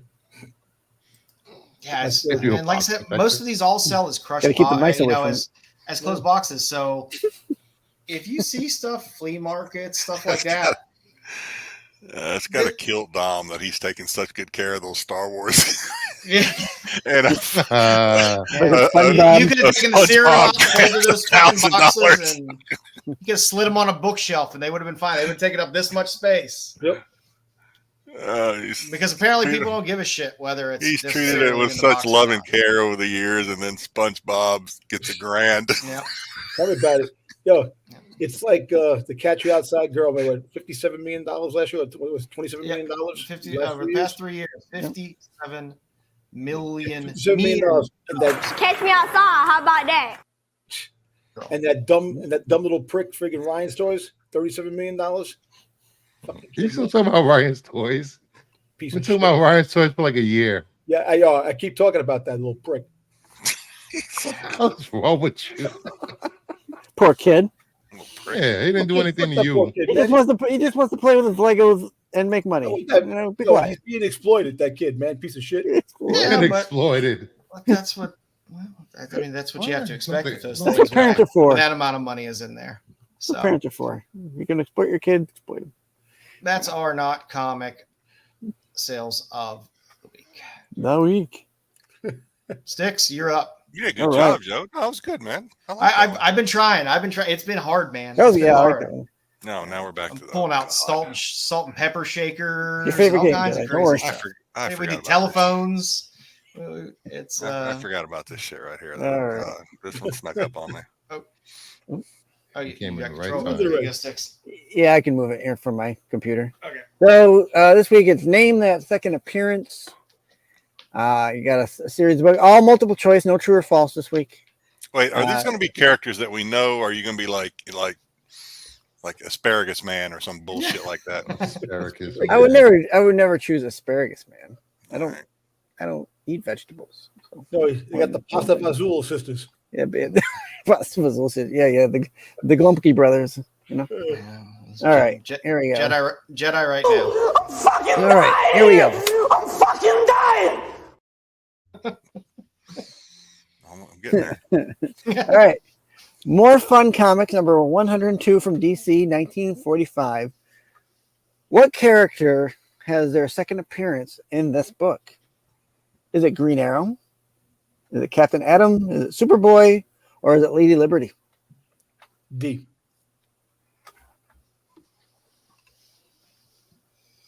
I Green saw Arrow. this, so I will make no comments.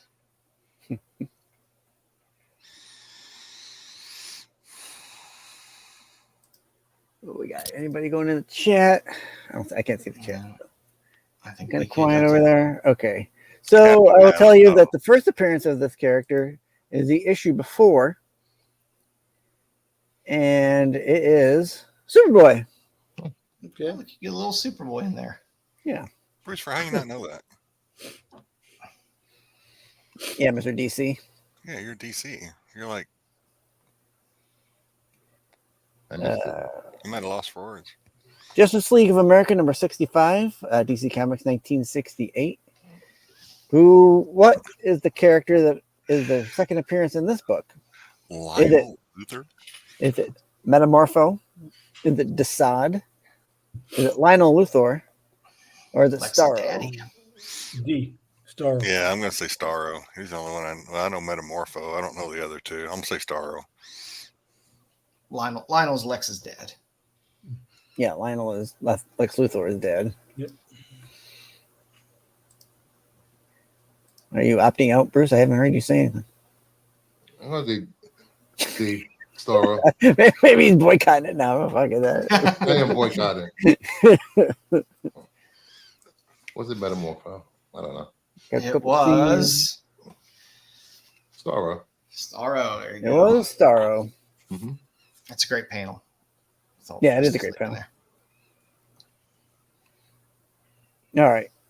Peter Parker, Spectacular Spider-Man, number 90, Marvel, 1984. What is this issue? What is contained as a second appearance in this issue? Oh my God! If I can say it, is it the second appearance of the black costume? Yes. Is it the second appearance of the Pink Panther Diamond?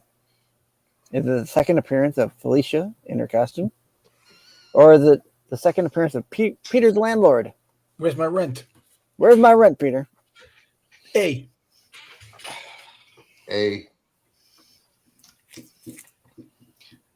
I'm pretty sure it's not D because I think Styx got tired and just put everything lowercase for D. So Yeah, he didn't even capitalize it. Oh, I didn't. try. All right. all right. Yes, it is second appearance of the black costume. It came out the same week as the issue 108. What is it? Was it the Marvel team up? Marvel Team Up 108. It came out the same week. Yeah. So, but they say this was this. For some reason, they said according to Key Collector, this is a second appearance. So I don't know if they consider them both second appearances or. I didn't really look it up. So It's a good Black Cat book. Yeah, it's a great Black Cat cover. All right, Uncanny X-Men number 130, 1980. Disco Hustler. Please be Disco Hustler. Is it A, Frost. Disco Hustler? Was it B, the second appearance of Dazzler? C, the second appearance of Kitty Pryde? Or D, the second appearance of Dark Phoenix? I think it's the first appearance of Taylor Swift.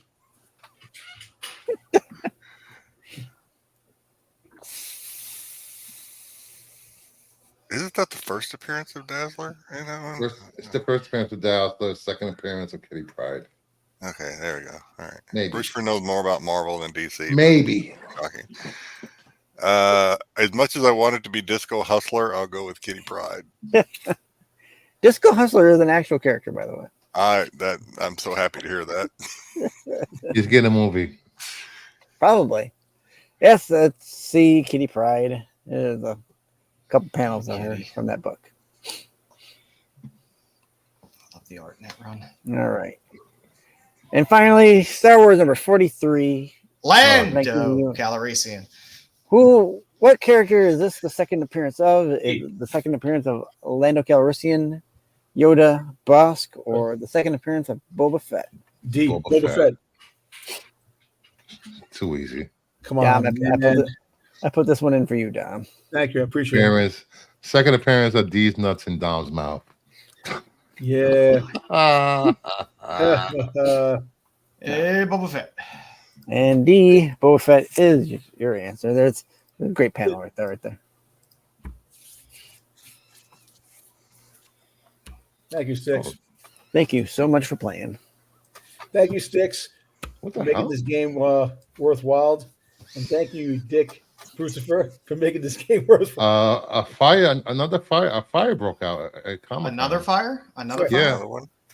Yeah. Keep burning their toes. Already one. Those fat people are getting more exercise than they've had in years. Let me see if I can. That's what I said. I read your about today was how many large carriaged people were trying to quickly make their way out of that building. I know. The reason I said I read your chat earlier. That's why I said that. It's that has to be something to watch because I can't imagine that being orderly in any way, shape, or form. In fact, just replay. How many comics are going to end up missing? Oh yeah, that's true. I wonder if it's a diversion.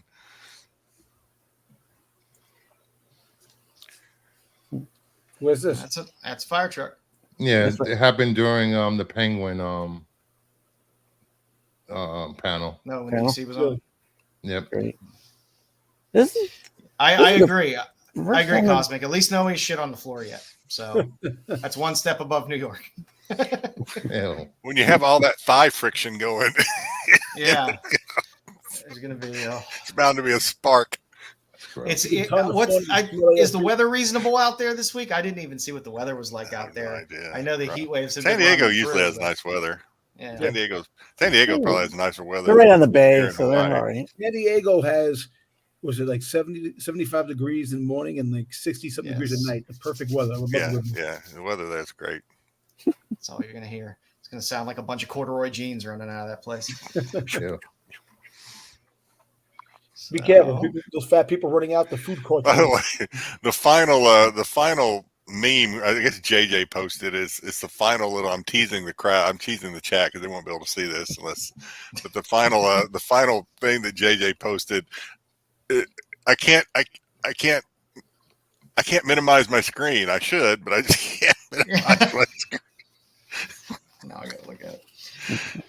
Yeah, it's and I guarantee you, there's probably one person still sitting in the food court eating nachos while everyone's running out.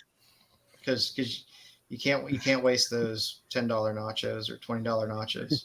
Oh, it ain't moving. Taking those with me. Oh my, good times. So this week's spotlight, instead of spotlighting somebody, I figured we'd take some big boy books, some big major keys, and look at some other options. I know when I was starting to look at some bigger books and stuff like that, especially if it was a character you liked, I just kind of started small along the fringes. You look for second appearances, you look for some other keys for that character and stuff like that, or other books that tend to hold their value. So I'm just going to go through 6 characters tonight and take a little look. So, of course, first we will start with Zatanna. And if you can't score Hawkman 4, which truthfully, as a first appearance in the Guts, it's a great first appearance. You don't get her at all on the cover of Hawkman 4, unfortunately. So it doesn't count if she's not on the cover.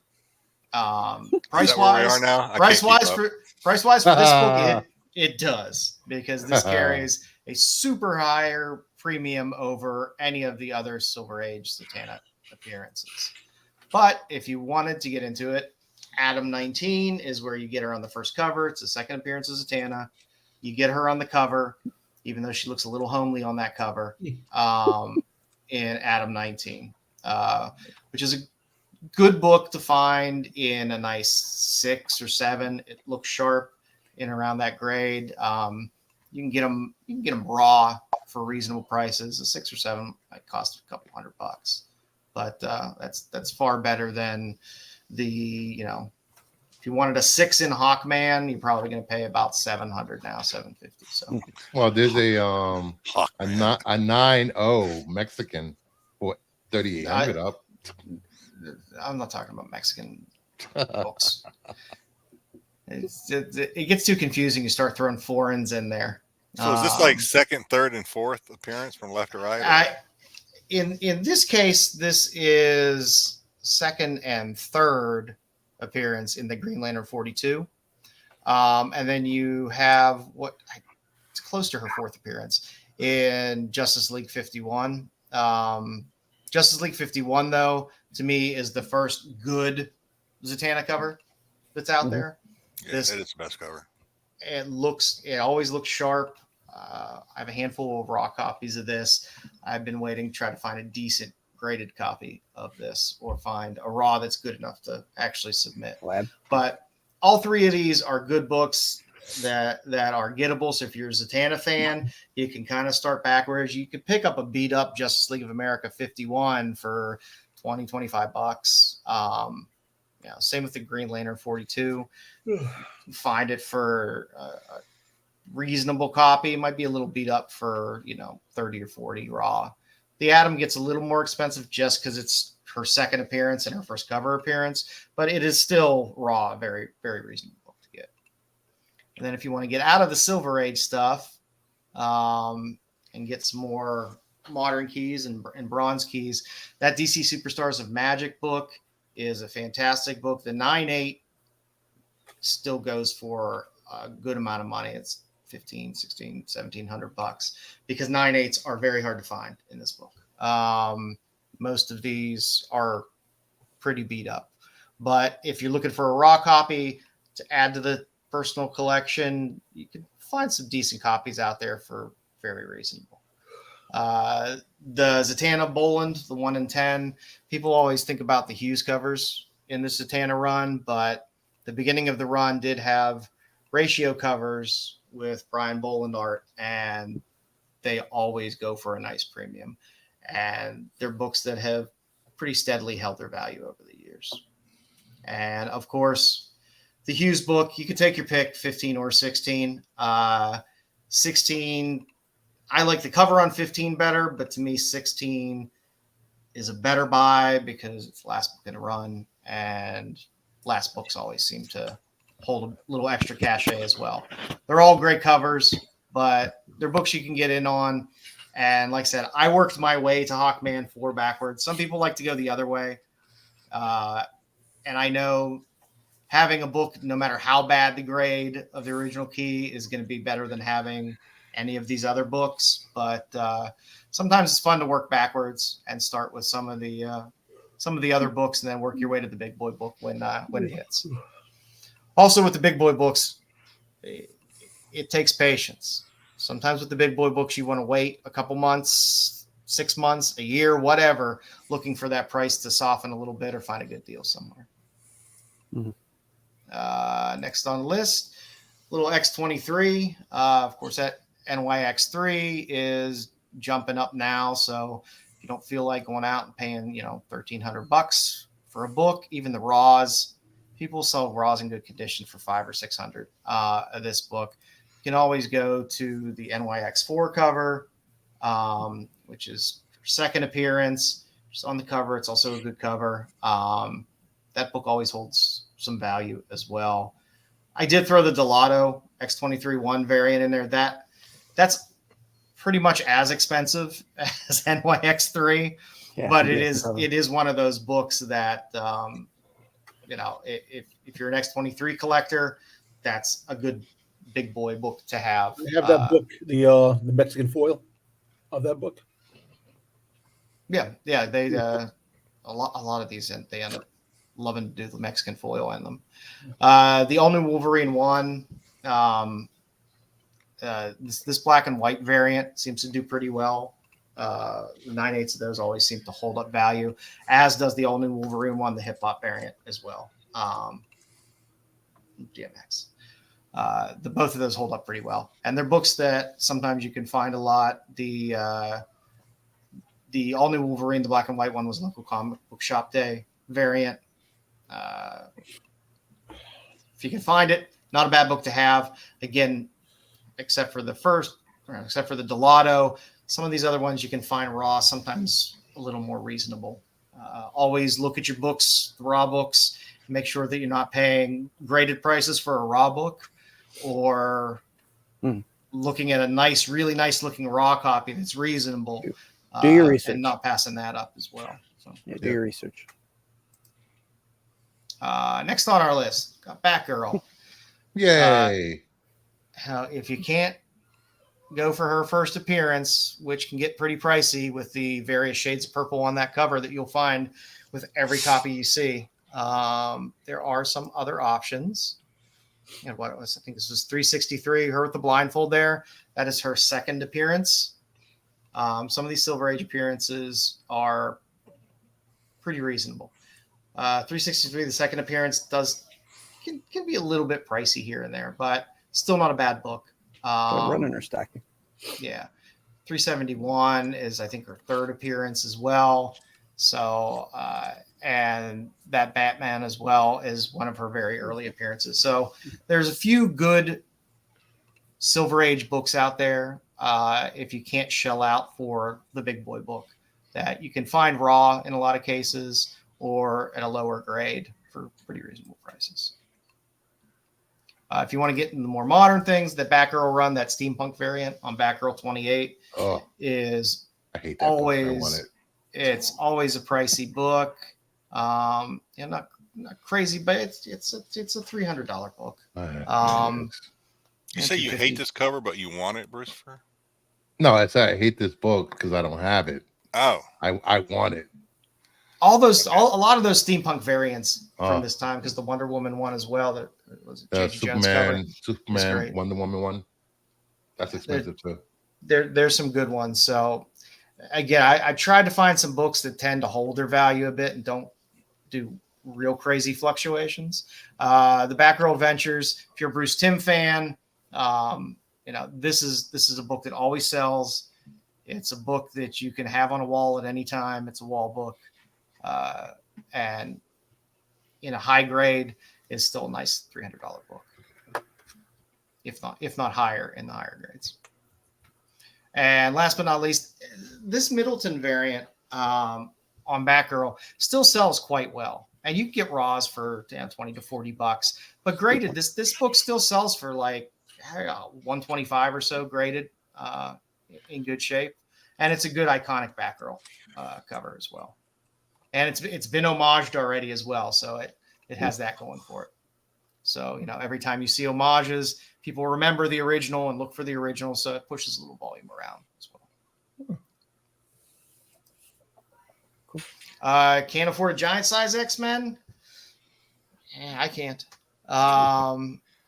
So some other options of this uncanny launch here. X-Men 94, of course. Yeah, Bruce will win all of these. He's won all but like 3 in a Raz. Oh, AOA. I haven't won in like 2 weeks. I say, is X-Men 94? She learned to walk again, for God's sakes. Give her a break. Are those books even affordable? Those books are like no, 94 is pretty high. They're high, but they're lower. But they're lower than. Oh yeah, sure, lower than Giant X. The big boy. Yeah. So some of these, the Foom 10 is always my wild card out there. That's literally one of the earliest appearances of that team lineup for Uncanny. It's magazine size. They're always beat up, and they're very hard to find. I like X-Men 100 as a nice middle book. Because you got pretty much the whole team there lining up. It's nice iconic cover. Yeah, like I said, 94 used to be the book. I remember when I was a kid growing up, 94 was the book, not necessarily giant size X-Men. Everyone was chasing 94, and then at some point it kind of swapped, and people have kind of landed on giant size. But 94, again, still a pricey book. The Foom can get a little pricey. X-Men 100 you can still find reasonably priced, especially in like a decent raw copy as well. Yeah. You get that for like 100, 120 bucks. This was one of those, if you can't, but you should, because there's no reason not to pick up Avengers Annual 10 because it's still dirt cheap. It's the shittiest cover of a first appearance ever. But first Rogue. Technically, she's on the cover. Technically. I mean, I wasn't gonna zoom in. The question mark. That's her. Another question. Yeah, it's right there. See. So yeah, it's still a very, like I said, you can get this book for $40-$50 in really nice shape raw if you want. For some reason, the newsstand seems to do a little bit better than the direct on this, which makes no sense for the time that it came out, but so is the way of the world. But again, this was one that was very attainable as a first. But if you wanted some other options, her second appearance, if you wanted to pick it up, because this is dirt cheap, is that ROM. Space Knight. Yeah. ROM. And she's on the cover more prominently with her 50-year-old woman hair that she had. Big fun of ROM. Marvel ROM. Legends. They made a new figure of ROM coming out. They've been pushing ROM a little bit here and there lately. Mm-hmm. They just did the trade paperback. Yeah. But again, people expect X books, but her second appearance is in ROM. So if you're digging somewhere and you find that, again, still a very cheap book. And I like second appearances. I know they don't cover and they don't carry the cachet of a first appearance and don't hold nearly the type of value, but a lot of them are still really cheap. This is one of them. Just for Lopez out there, I decided to throw a Dodderman cover out there because this Dodderman cover of Excalibur 18, the 1 in 50 Rogue cover. I love all these Dodderman covers, but the Rogue one still sells exceptionally well and still held value for as long as it's been out. I mean, it's been a few years now since this has been out. It's still doing pretty well. And then the kind of the dark horse in this one is the X-Men 24, the Kiss with Rogue and Gambit.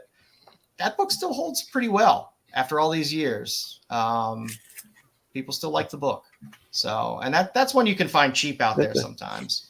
So is that the second appearance of Gambit getting second base? Yeah. Second base. Actually, a lot of good toys came out. It's when he rubbed his beignets on Rogue. There you go. What is wrong with you? Yeah, that was good. I like that one. I've been trying to find that in a high quality newsstand for so long. That Kiss cover. So I figured I'd just throw a real wild card in here with Joker, because guess what? None of us are buying Batman 1 anytime soon. I'm getting it tomorrow. That is a big boy book. So, if you wanted some decent Joker books to fool around with, Joker's Boners, the Joker's Boner book is my favorite of that era of Joker. It is the most hilarious book. I will show you the panel. It's Dom's favorite too, I hear. If you don't know what I'm talking about in terms of Joker's Boners, I will show you on the next page what I'm talking about. But it is fantastic. It's a hilarious cover, and it's an iconic cover that always does well and will always hold value. You got your Neil Adams Batman, always a winner there as well. That's an iconic Joker cover. Again, not a cheap book, but still gettable. There's a lot. Is that considered Joker's first Silver Age appearance? No, because once you're in 20 cents, you're in. This would have been beginning of Copper, very early Copper, with 20 centers, and then you got the Joker miniseries as well. The Joker miniseries that book still holds up. I mean, it's not a bad book to have if you're a Joker fan. No Joker's Boner for you. And in case you're wondering about Joker's Boner, there's the panel. If you're not familiar with what the term boner meant back then, it was kind of like a fuck up. But it reads very differently now. So they laugh at my boner, will they? Yeah. I'll show them how many boners the Joker can make. It's a fantastic phrase, and Gotham City will rue the day it mentioned the word boner. So, and I also like that he is slamming the newspaper that says "Chortle at Joker's Boner." So, it's a fantastic book. And if you want to get into some more modern stuff, Batman Killing Joke, which you can just kind of also put in for Batgirl as well if you really wanted to. If you talk about Babs. There's 8 million copies of that book. You can find that book. It's an iconic book, but if you're just starting out collecting and you want to get some decent Joker books, that's definitely one. So is that Detective 880 is just an iconic. That Jock cover is iconic. It always does well. That's another book that you'll see on walls all the time. And then as my little curveball in there, I could have put the Batgirl or Batman Adventures 12 on there. Yeah, there were things I could go for, but this Batman Adventures, the wedding with him and Harley on the cover, Batman Adventures 16, does exceptionally well. And there is a newsstand of this. If you happen to come across the newsstand, I would grab that up because you can get probably about 3 times the price for this book if it is a newsstand. But it's just a good cover as well. I couldn't pass up some of the Batman Adventure stuff with him. And that's what we got for today. Yay! Yeah, it's nice to see some other books out there. Like I said, when I first started collecting stuff, I was like, I have money now. It's easy to want to go out and try to buy a big boy book, but sometimes it's fun to just slowly work your way back to the big boy book and kind of build out the collection if it's a character you really like. So. Yeah. Time for some news. Yay. I get to choose the topics. You gotta pull up the news there, Chief. That's my news. You gotta pull up yours. I thought that was yours. Oh, not mine. There we go.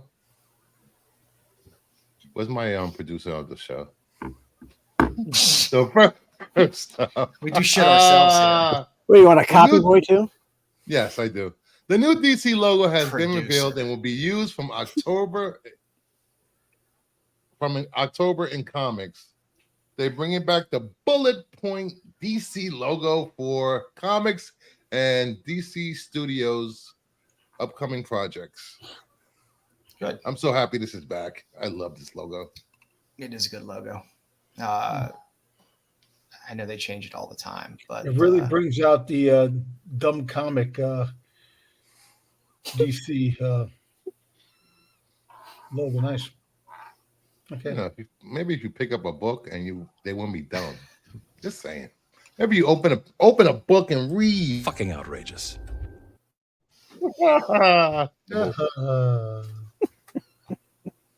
You know, I'm happy they brought back the bullet. It's nice.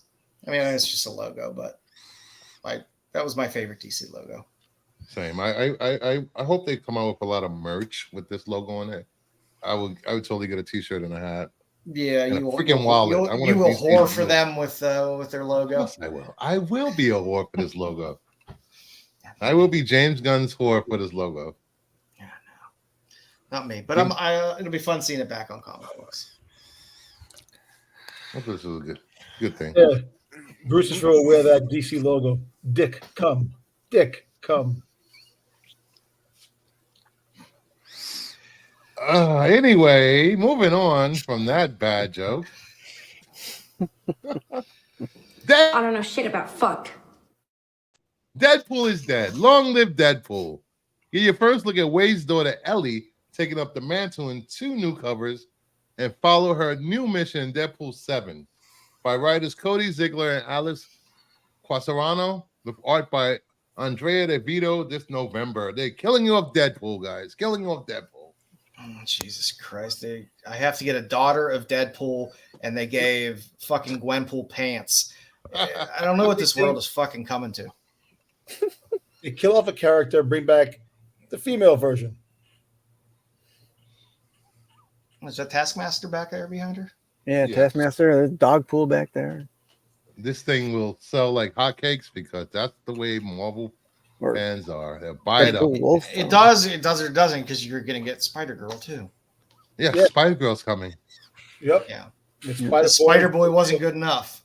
Spider adolescent, Spider toddler, Spider this, Spider that, Spider corpse. Yeah, we got Spider Baby in the cartoon. They haven't created enough Spider characters yet, so many more Spider characters, more Deadpool characters.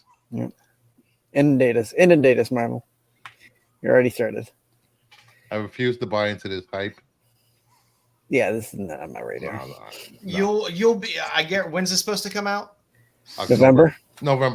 I guarantee you, in November we'll be doing pickups, and Bruce will be like, "Here's a 1 in 25 Deadpool." With only as Villalobos is doing the cover. I love the way Styx said this is not on his radar. Like the world doesn't care because it's not on my radar. I'm not going to be talking about this. Wow, I can't believe she's not as artist. You just stole content from Marco, not on the radar. Jesus Christ, Styx. There you go. You're gonna be getting a phone call tomorrow. You're gonna get a sternly misspelled letter tomorrow. You're gonna count your wages. Listen, Marco's a marked man. Don't worry about it. He's got people people selling his merchandise with his face on it. Don't worry about it. What? Oh, you're lucky met Dick Sprang. That's awesome. I don't want to know. I don't want to know either. Save that for tomorrow's show. Next up, the Boys prequel series Fort Rising, starring Jensen Ackles and Aya Cash, ordered by Prime Video. Let's go, Soldier Boy! I don't know the need for this. I love Jensen Ackles. Don't get me wrong. Yeah, you know, was he in last season? Yes. He's not in this current season. He was in. Yeah, he's coming back for season 5 also. And he was. I don't know if you guys talk about. At the end. Yeah, I can say I don't know if you guys talk about the boys on here or not, but because I don't watch the show and I'm not on it, but I'm just saying that the boys. Thanks, Jedi. Yeah, Marco. Be on whenever that's another Marco. Marco tribute. Homage and Marco. Yeah. No, I was more excited about. Actually, I'd forgotten that last week was the finale, and I was like super hyped to watch it this week, and I'm like, oh shit, it's over. But no, I was more excited that they introduced the characters from the spinoff than. I love the spinoff. I thought the spinoff was really good. I was more excited about that because they introduced like the evil characters from the spinoff at the end of the finale than showing us Soldier Boy again. I was like, he was cool okay, Gen V when he showed up. He's funny. Hey, listen, if they do it the same way like that, then it'll be good. I wasn't a huge fan of this season of The Boys. So we got Boys season 5 coming. We have The Boys Mexico. We have Gen V season 2, and we have Bot Rising coming. I wish they would stick more in their own universe than try to pepper in things in our universe. I was gonna say, is this gonna? I lose it from the story. Is this gonna be an Ennis? Is this an Ennis writing this, or is this just like they're just totally going off the Ennis? I don't think Ennis is written. I think they're just gonna do their own thing. Yeah, okay. They're gonna send this 7 different directions. Ennis just has a knack for like the totally crazy. Yeah, and I love Ennis, and I love his writing. But yeah, they are gonna just. Ooh. They're going to grind the bones into dust of this IP at Amazon. Well, I don't know if did I add it to slides? No. This season actually no. The season the viewership is up 20% over last season, so more people watching this season than the last couple of seasons. Yeah, this season just didn't do it for me. I still watched it and enjoyed it overall, but it's been my least favorite of the season so far. Yeah, Next up, I'm sure he probably is pretty hands off with these shows. No hero-gasm, no exploding people's anus open. What? That was remember. Have you not watched the show? Yeah. Hey, what exploding anus? Did I miss that episode? That might have been in Gen V. Remember when she crawled up that guy's butt and exploded? Listen, that's Bruce's superpower to get small. Oh my God. I'm in your mouth again tonight. That's like the 4th time I've been in your mouth. Oh, that's definitely going to get clipped for SNS right there, Bruce. I know. That's the 4th time. Moving on. Deadpool movie has already passed 100 million worldwide. That was just with previews. Well, what was the estimate? 360 was worldwide estimate? I think they may have brought it back down to like 270, 280. That's a big brought down from 360, but 360 was pretty big. A number to mention early, but I mean it's going to do well. It's going to be 200 plus, which is better than most things have been doing. So it's a movie that a lot of people are going to go see multiple times. Yeah, my son's already my son in Tennessee said he's seeing it for a second time tonight. He's watching it twice in one night, but I don't think that's necessarily because it's a great movie. I think he had a friend just wanted to see it and so he's like, okay, I'll go with you again. Like I said a couple of weeks ago to a month ago, regardless of how mediocre or bad this movie is, it will make over $1 billion and people will praise it to high heavens. Wasn't Ryan was on one of the talk shows hyping this thing up. He said there will not be a number 4. I don't know how true that is, but you can say that, and then I can say money has a way of changing people's 6 attitude. months down the road, But he also didn't say the character's going away either, so they can always do something that's not a Deadpool 4 and still be a Deadpool movie. Mm-hmm. The one thing I will say, one complaint people have had with the Marvel movies over the last couple of years is the jokes, and it's not serious. Throwing Deadpool in with a lot of these characters is going to make a lot of these movies more comedic. But I don't think they're going to necessarily throw him in. Like if they do a serious X-Men movie, I don't think they're just going to throw Deadpool in to make a dick joke. And Who's complaining because the movies are not serious? I don't like them when they're serious. Well, the criticism for Love and Thunder, the criticism for the Marvels. I like Love and Thunder. Well, Love and Thunder. Well, you like and really? I like Love and Thunder. I mean, I didn't hate it. Type of thing in those movies, not just the jokes. That's why they didn't. Yeah, but the jokes are all interior jokes. It's not like Joe said, they're not dick jokes. They're not. Yeah, a lot of people didn't like the comedy, the way the comedy's taking over Marvel movies. I love that. That was the thing. I love that. Guardians of the Galaxy has always been my favorite because it's funny. The Thor movies, with the exception of the second one, I like because they're funny. Yeah. They make all the serious characters funny. Like Spider-Man is supposed to be funny. Deadpool is supposed to be funny. You have these characters that are actually supposed to, but then you have guys that are supposed to be more serious, cracking jokes. And Marvel have a habit of doing that. All their movies, all their characters have these jokes. So it kind of gets to a point where it's like, we got one person on the panel right there that agrees with that. Too many jokes in Marvel movies. I don't mind it. The movies all just kind of felt the same after a while. People who love this hate She-Hulk. I like She-Hulk. I don't know. I fucking hated She-Hulk. I still hate She-Hulk with a passion. Yeah, I remember Dom and I used to review She-Hulk way back in the day when it was just him and me. I think we both like She-Hulk, if I'm not mistaken, Dom. Dom hates it now. Unless you've changed your mind.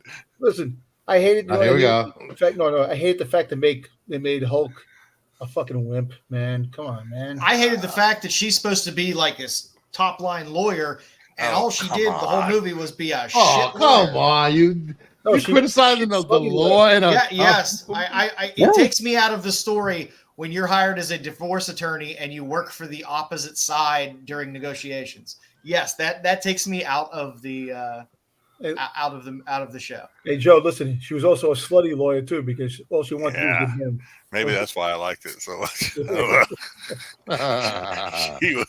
She was always horny. I actually liked the Easter eggs in it. It was funny, but the whole fact is that fitting, still Marvel TV shows, they have to do better. The TV shows, period. Disney has to do better when it comes to the shows.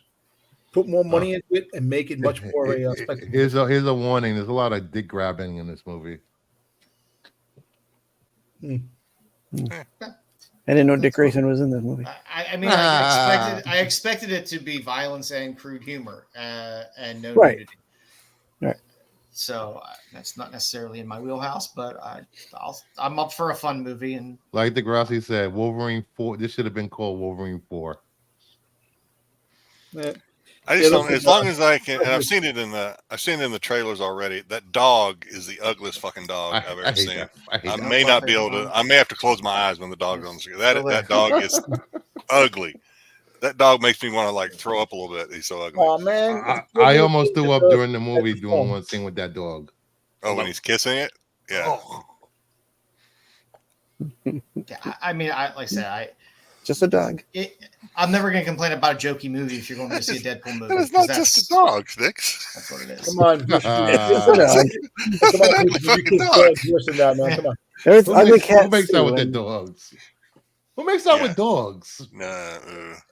I never understood people that kiss their animals in their mouth. That's disgusting. I don't mind. I have a dog and I love my dog. She's not. But I don't mind, dog want to lick your face, but no. That's not happening. That's no. If you're tongue kissing your dog, there's something wrong. Maybe it's a French poodle. What do you know? And they lick their ass like all the others. I don't like. Yep. All right, moving on. The Alkali creator Leslie Headland confirms Darth Plagueis is Cormier's master. Dumbest, stupid shit to do. It's so fucking stupid. Actually, it was smart. Keep your fucking mouth closed. What's stupid about it? We all knew that it was his master, except Marco. Yeah, but you've just number one. You don't have a second season yet, and I know we say they'll be renewed, but you don't have a second season necessarily written yet. So why pigeonhole yourself into that plot point now? Maybe you want to decide oh, well, this played better than this played better, and maybe we want to go a different route. Now you're stuck with that's his master. Now you're going to have to expect something. And you know how great Star Wars is with setting expectations for people and then being severely disappointed. Well, you know what? Listen, at least something that I did say that denied yet again, but actually he definitely hey Bruce, you didn't even say that. Come on, man. You don't fucking say I don't even know what you're talking about. What did you say? Well, I told Marco that freaking goddamn Plagueis was quite me as master. He goes, no, it's not. I'm like, okay, whatever. Like he's always saying no.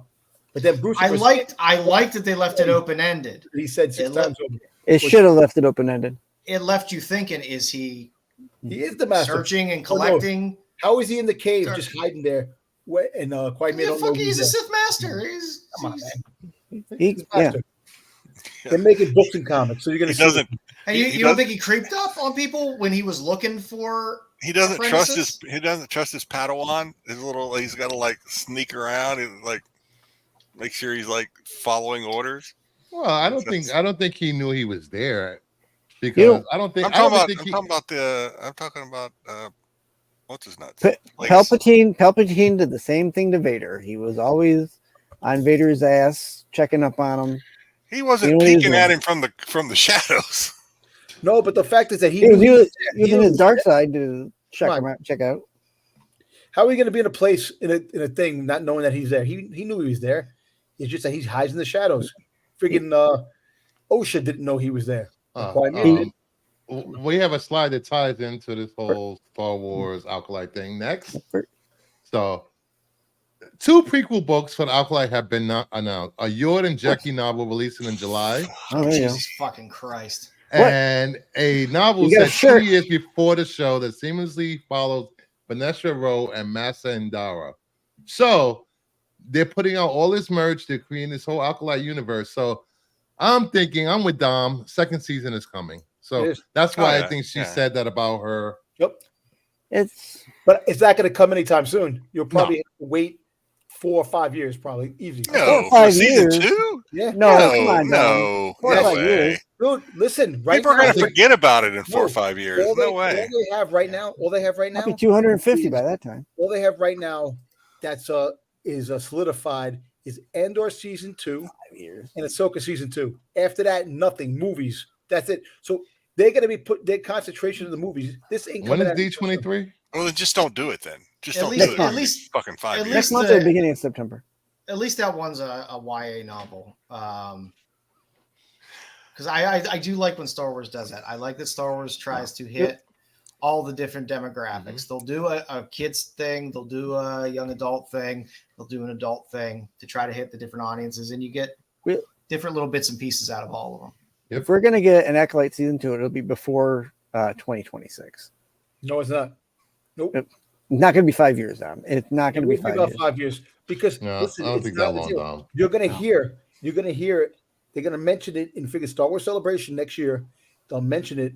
It's not in the works anytime soon. Think about this.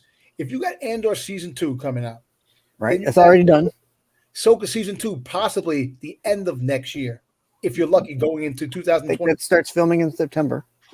Well, if it starts filming in September, you'll have it at the end of next year. That's right. It's going to be like in December of next year. Okay. After that, you're going into 2020. It takes them 6 months. It takes them 6 months to film it. 2026 already. It's going to be 2026. You got the Grogu movie coming out. That's coming out.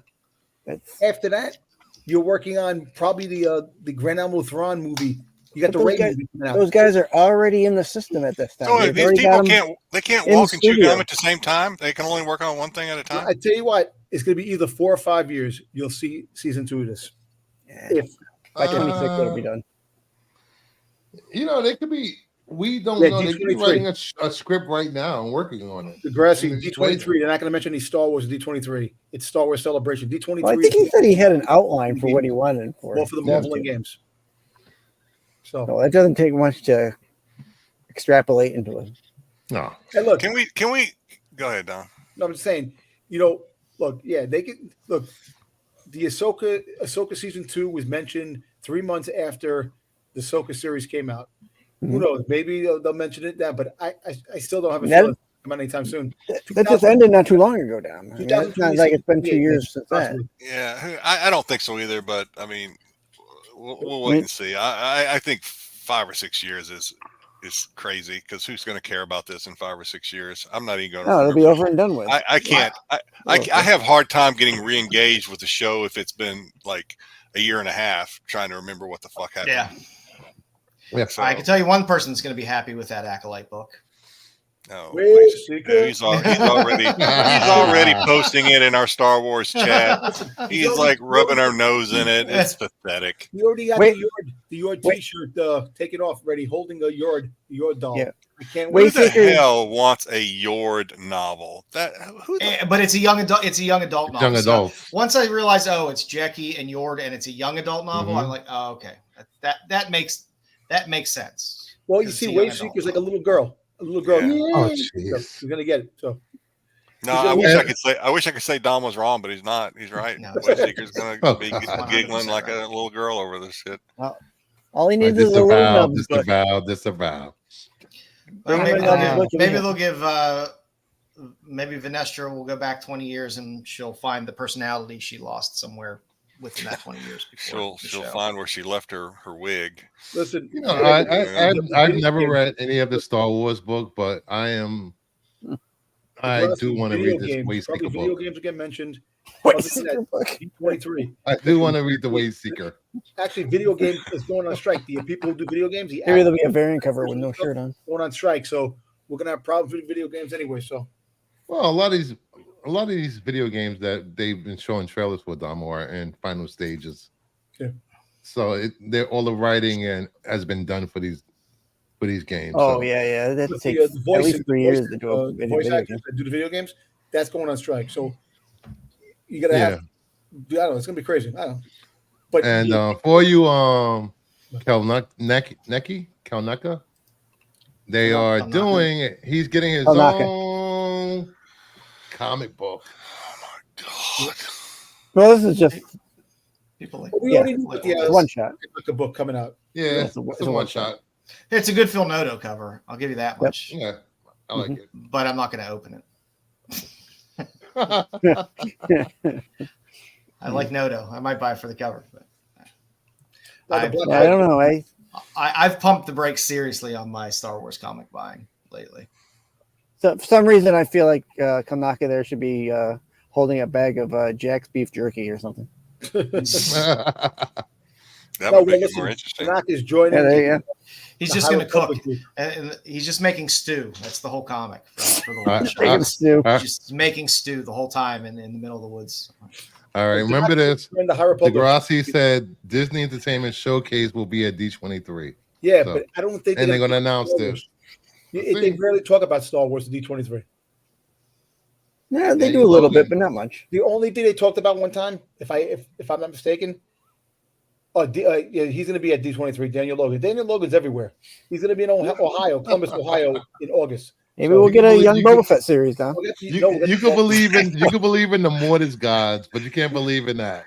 Daniel Logan was at my mall at a card show. That's where I got him to sign my Boba Fett. He was at a card. Oh my god! He was a card show. He's grinding, baby. He's grinding. Yeah, he's a nice dude. No, I'm not saying that to knock him. He's a nice guy, but he's in it to win it. He's not missing any opportunities to sell his merch. I can't wait to. I want to see if I might go to the Ohio show to go see him. If they come out with the pop, if the pop young Boba Fett pop comes out, I have to go get the autograph on it. So, any final thoughts on these books? And no, sir. I'm not going to read them. I'm not going to read them. I'll wait till they're. We know you're not going to read them. I wish I didn't have an original thought on these books. To be honest, I'll get you the audio book, Jedi. You can read all about another Sunday homework assignment, Jedi. And I stopped listening to the audiobooks on these things. That's how I'm kind of like Joe. I'll do the show, and I like doing the show with the guys, but I'm at a Star Wars timeout right now. I'm just kind of I've been moved to casual fan for the most part at this point. Maybe you know what? Because I know the last time they talked about Star Wars really heavily was The Mandalorian when that first dropped. They have a couple of Star Wars Funko Pops that are dropping at D23. So maybe I don't know. We'll see. Tarred and wacky. Tarred and wacky. Tarred and wacky. That's great. And maybe we'll be able to see why his neck is so weak in that young adult novel. Exactly. So all right, that is it for the news. I go away and you guys are actually doing comic and pop culture news in your comic and pop culture news segment, and no stories about a guy who got his junk stuck in a toaster. Nothing crazy. No, like nothing like that. I farmed my news out. Serious. We are a serious news outlet now. We're a serious show now. Okay. All right. So welcome to Q&N. Wait, no, that sounded wrong. Never mind. A little discussion topic. Somebody had posted that the direct market killed because somebody said our comic book's dying out, and somebody responded and got a lot of traction on it. That the direct market killed mainstream American superhero comics economically and culturally. Do you feel that the direct market has killed comics? I found this beautiful. I love this picture. Comics have been dying since 1935 because people every few years or every decade will talk about how comics are dying. Are you talking about like online direct, like no? Stuff direct? Once the direct market started in the 80s, where things were just being shipped like directly to the comic, okay, to the consumer, or directly to instead of the newsstand, okay, instead of the newsstand. Basically, the death of the newsstand. Where you used to be able to just go pretty much anywhere and be able to just pick a comic book up off a rack pretty cheap. Well, I think this is true to some extent because it seems that DC has realized this. That's why they were allegedly releasing their Absolute line in Walmart and Target as single issues, which that'd be great for comics if it catches on. You know what killed comics? Those fucking double reprint 2025. No, I haven't, but I do want to get it, Frankie. All those damn reprints, the facsimile books, what killed comics was all those covers for those X-Men books, all the Spider-Man covers, all those variants that sat on the shelves. That's what we say that, but how many years later? The 90s. How many years later are we still buying facsimile 1:25 ratio incentives? Or second print 1:25 virgin copy of the same. I have no idea what you're talking about. I mean, Dom, you were just talking about you had a Mexican foil earlier. What? I mean, true. The Mexican foil is a foreign book. That doesn't count. It's a reprint. I don't think it is. I mean, I don't know. What do I know? It's from another country, man. Unless it was printed the same day released the same day as the American version, it's a reprint for me. Or at least within 6 months. I mean, I think the price point sucks. Go ahead, Dom. Sorry.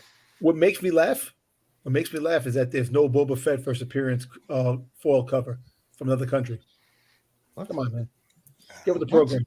What are you talking about? You're just complaining about multiple covers. Now you want a foil Boba Fett cover? Yeah, the first appearance of Boba Fett, issue 42. Give me that. I'll take it. I'm done. Yeah, I hear about stores getting 10 free copies, but it's not unusual for overships to happen every now and then like that. I will say these facsimiles are they pick and choose, because like when we got the Loki series, we didn't get any reprints of the first appearance of Kang. No foil, nothing like that. But then they'll do like hundreds of different Spider-Man books and do 1:25s. And they crank out like a facsimile of a Spider-Man book every other week anymore. Yeah. Or Hulk 181 every 5 months. And like, I will give it. DC has been doing at least their facsimiles are keys. And a lot of them are harder to find, hard to find books, or you can't afford them. But they don't do 1:25 variants of them. You get a regular cover, then you get a foil, then you get a blank. Which I would love the blank. I love the blanks for facsimiles. Get some art on that. So I'm just So this guy is this person is saying what?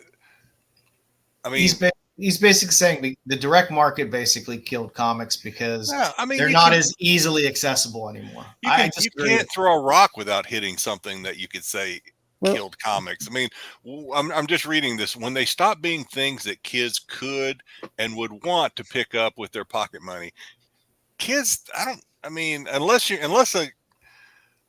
kid is indoctrinated, and I use that word, indoctrinated, but brought up with comics. In other words, their parents read comics, or they probably don't give a shit about comics. If they do read a comic, it's going to be on their freaking phone or tablet. It's not going to be something that catches their eye in a supermarket. My parents never read comics, and somehow when we would go to the newsstand, I would go right to the comic rack and pick something up. Beg to pick something up. That was 1953. Oh my God! Doesn't matter what year it was. That was 1867 at the general store. I'm talking nowadays. Nowadays, kids have phones and pads glued to their hands. I was happy to give my shiny nickel to Colonel Custard and take my comic home with me. So. Well, I will say this: DC and Marvel, I think they started to do webtoons, and a lot of younger people are reading those webtoons. Put Frankie's.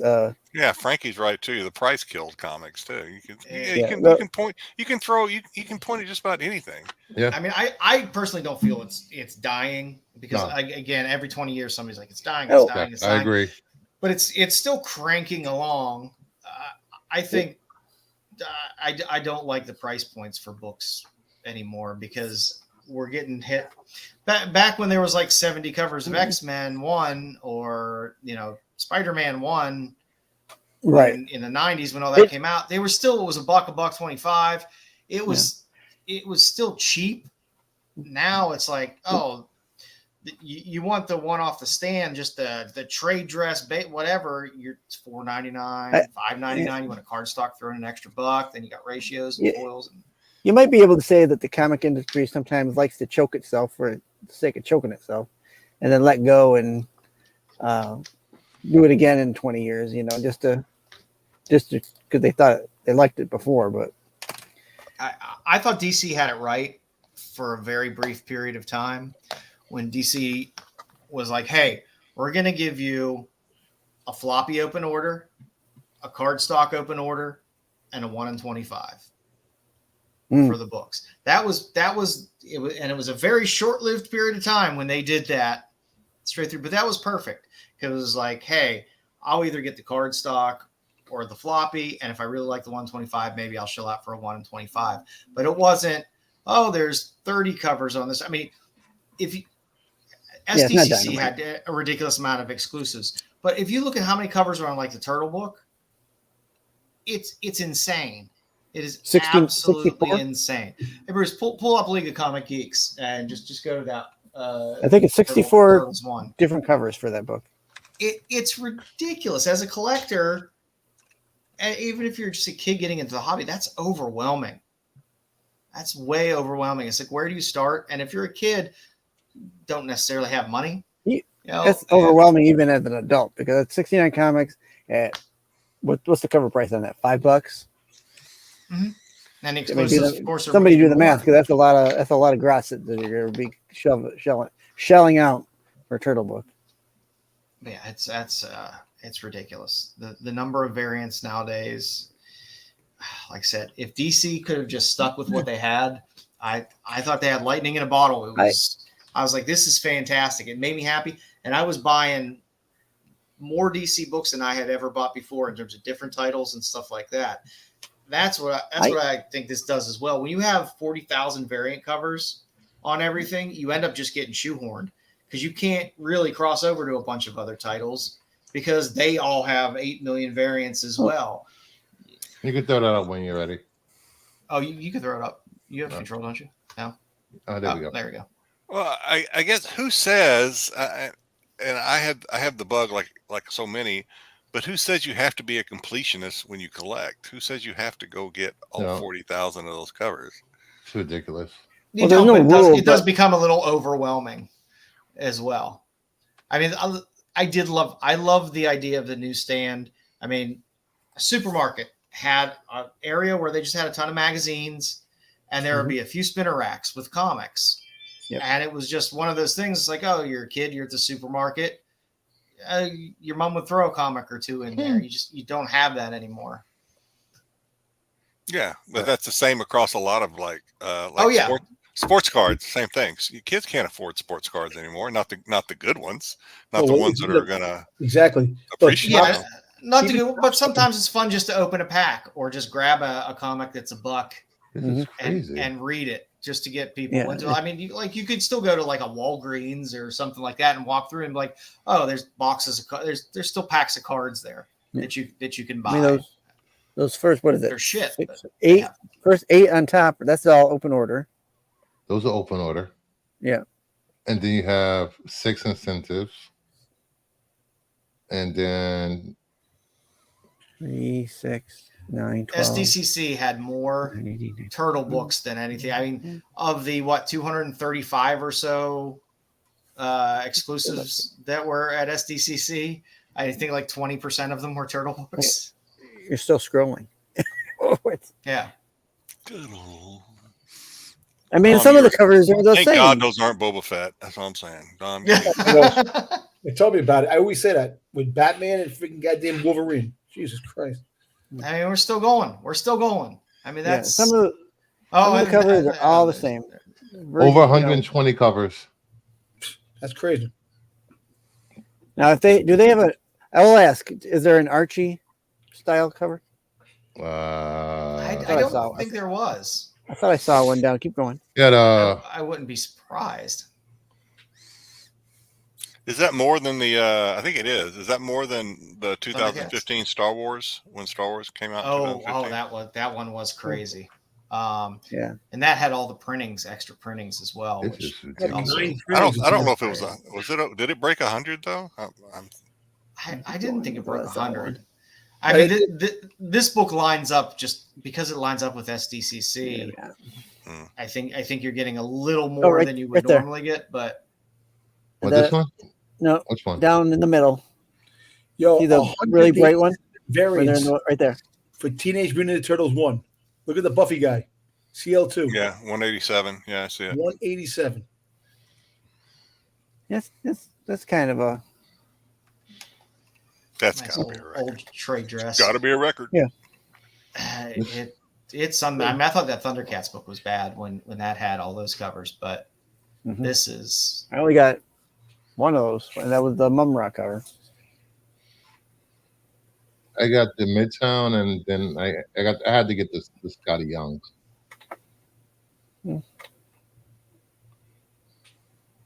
I got the Midtowns, but not really because it was Turtle. Well, it was an April O'Neil cover, which is why I bought it, and it was Pinocchio. Some of these, but I don't know. They all just feel a lot of Turtle covers feel the same to me. It's like, okay, turtle. Spot color. The others, I feel the same way about Batman perched on a gargoyle. It's like, okay, I've seen it. Right. Right. Yeah. He's brooding again. Yeah. He's on that church again. Go get the broom. This is crazy. All right, guys. It's a lot. All right. Enough of this. What is this? SNS? Get out of there. Something. Yeah. They just dropped a Freddy Funko as Shredder too. 100 pieces. So that's pretty cool. Crazy. I'm happy for you, Dom. Dom gets so excited about Funkos. He doesn't. He does. We don't get to see that much anymore, and when we do get to see it, it's like a shooting star. It's like you gotta appreciate it. I want that Funko convention to come through. I want them to have that. I want to see Dom at a Funko convention in his. I want it to be on the same weekend as Star Wars Celebration. That way, Dom has to decide what he's gonna do. Is he gonna go to Funko convention? Oh God! Go to Star Wars convention. Believe me. Yeah. Hey, the 50th anniversary of that's in 2 years. It's going to be in 2027. The 50th anniversary of Star Wars. That celebration is going to be big. It's got to be in the States. It's got to be in the States. Hey, I'm telling you right now, Tokyo is going to blow it up. Tokyo is going to kill it with Star Wars Celebration, and we're all just going to be playing for second after that. I'm kind of interested in see what kind of like Japanese exclusives we'll get out of there. So that'll be fun. Well, Mark already said that he's not getting anything for anybody, so. Oh, I wouldn't. No. I forgot he was going. Yeah. Sorry. Yeah, he ain't standing in line for nothing. No. So the fire that broke out wasn't at the con. It was at another location where they were showing the penguin. Yeah. Was it the bathroom next to the con? Separate building. So someone didn't take a shit, they lit a fire. All right. Yeah, if you haven't subbed up yet, Methane explosion. this is what we got. Go in, sub up. If you like the show, I appreciate a like. If not, that's fine. We'll take any engagement. Let's go. Thumb up, thumb down, thumb to the left. I'm here every week. Whether a thumbs up Tip your waitress. is clicked or not. So, That's true. Yeah. So sub up if you like it. That's great.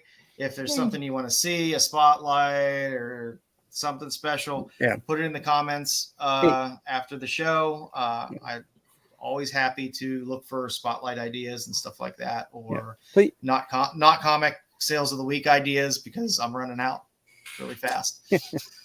Things to find. But I like the segment. It's a fun, great segment, and I like to find stuff because it's fun. Tough. Once you tough. find, I got niche, something for you. Fun. How about you do a not comics used panties? Oh, that is gross. That is gross. And there's vending machines for those things. And I don't want to know. I don't want to know the scale of what makes one more expensive than the other. Didn't we do sweaty sneakers already? No, I'm just playing. We did something with shoes. I don't want to look at the patina that's on the pair of panties for that stuff. So tomorrow night, Dom's like, where do I get that? Where do I get those? Tomorrow night, I don't know what's going on with S&S. Because Matt's in San Diego. He's in Diego, and I don't know where Sam is. He's the on-scene reporter from San Diego. Yeah. No, I think he's going to be in a panel at the same time. So he's not going to be on, but he's been recording a lot. So I'm guessing when he comes back, well, he better not be in the chat. That's all I'm saying. Yeah. Earlier. On Sunday, Tales from the Dark Side for all your Star Wars news. And Marco, what news is there nowadays in Star Wars? Yeah, I don't know. Whatever comes out of SDC again. We're going to be talking about how the eternal flame of the Skeleton Crew. It doesn't look good for that project either. A lot of bullshit that happened. So we'll talk about that. On Wednesdays, you're not making you're not making the compelling case that you think you are. I don't think. Well, I got something better to do with it. Wednesdays, catch the boys on tack. I know bust Marco's balls, but he has been doing good stuff with looking at different books. I think we're going to be submitting a couple of those and guessing some grades and stuff like that once we get to Baltimore. So it'll be fun. They're going to have some stuff going on in Baltimore, and we'll have a booth there. So that'll be fun. Yeah. And if you haven't watched before this show, the CBSI Hot 10 comes on at 9, and then it rolls right into us. So always check that out as well. That is always fun. And remember, you're going to be a bad motherfucker. We appreciate you all for hanging out for so long, and now you can enjoy the new outro. The qualified.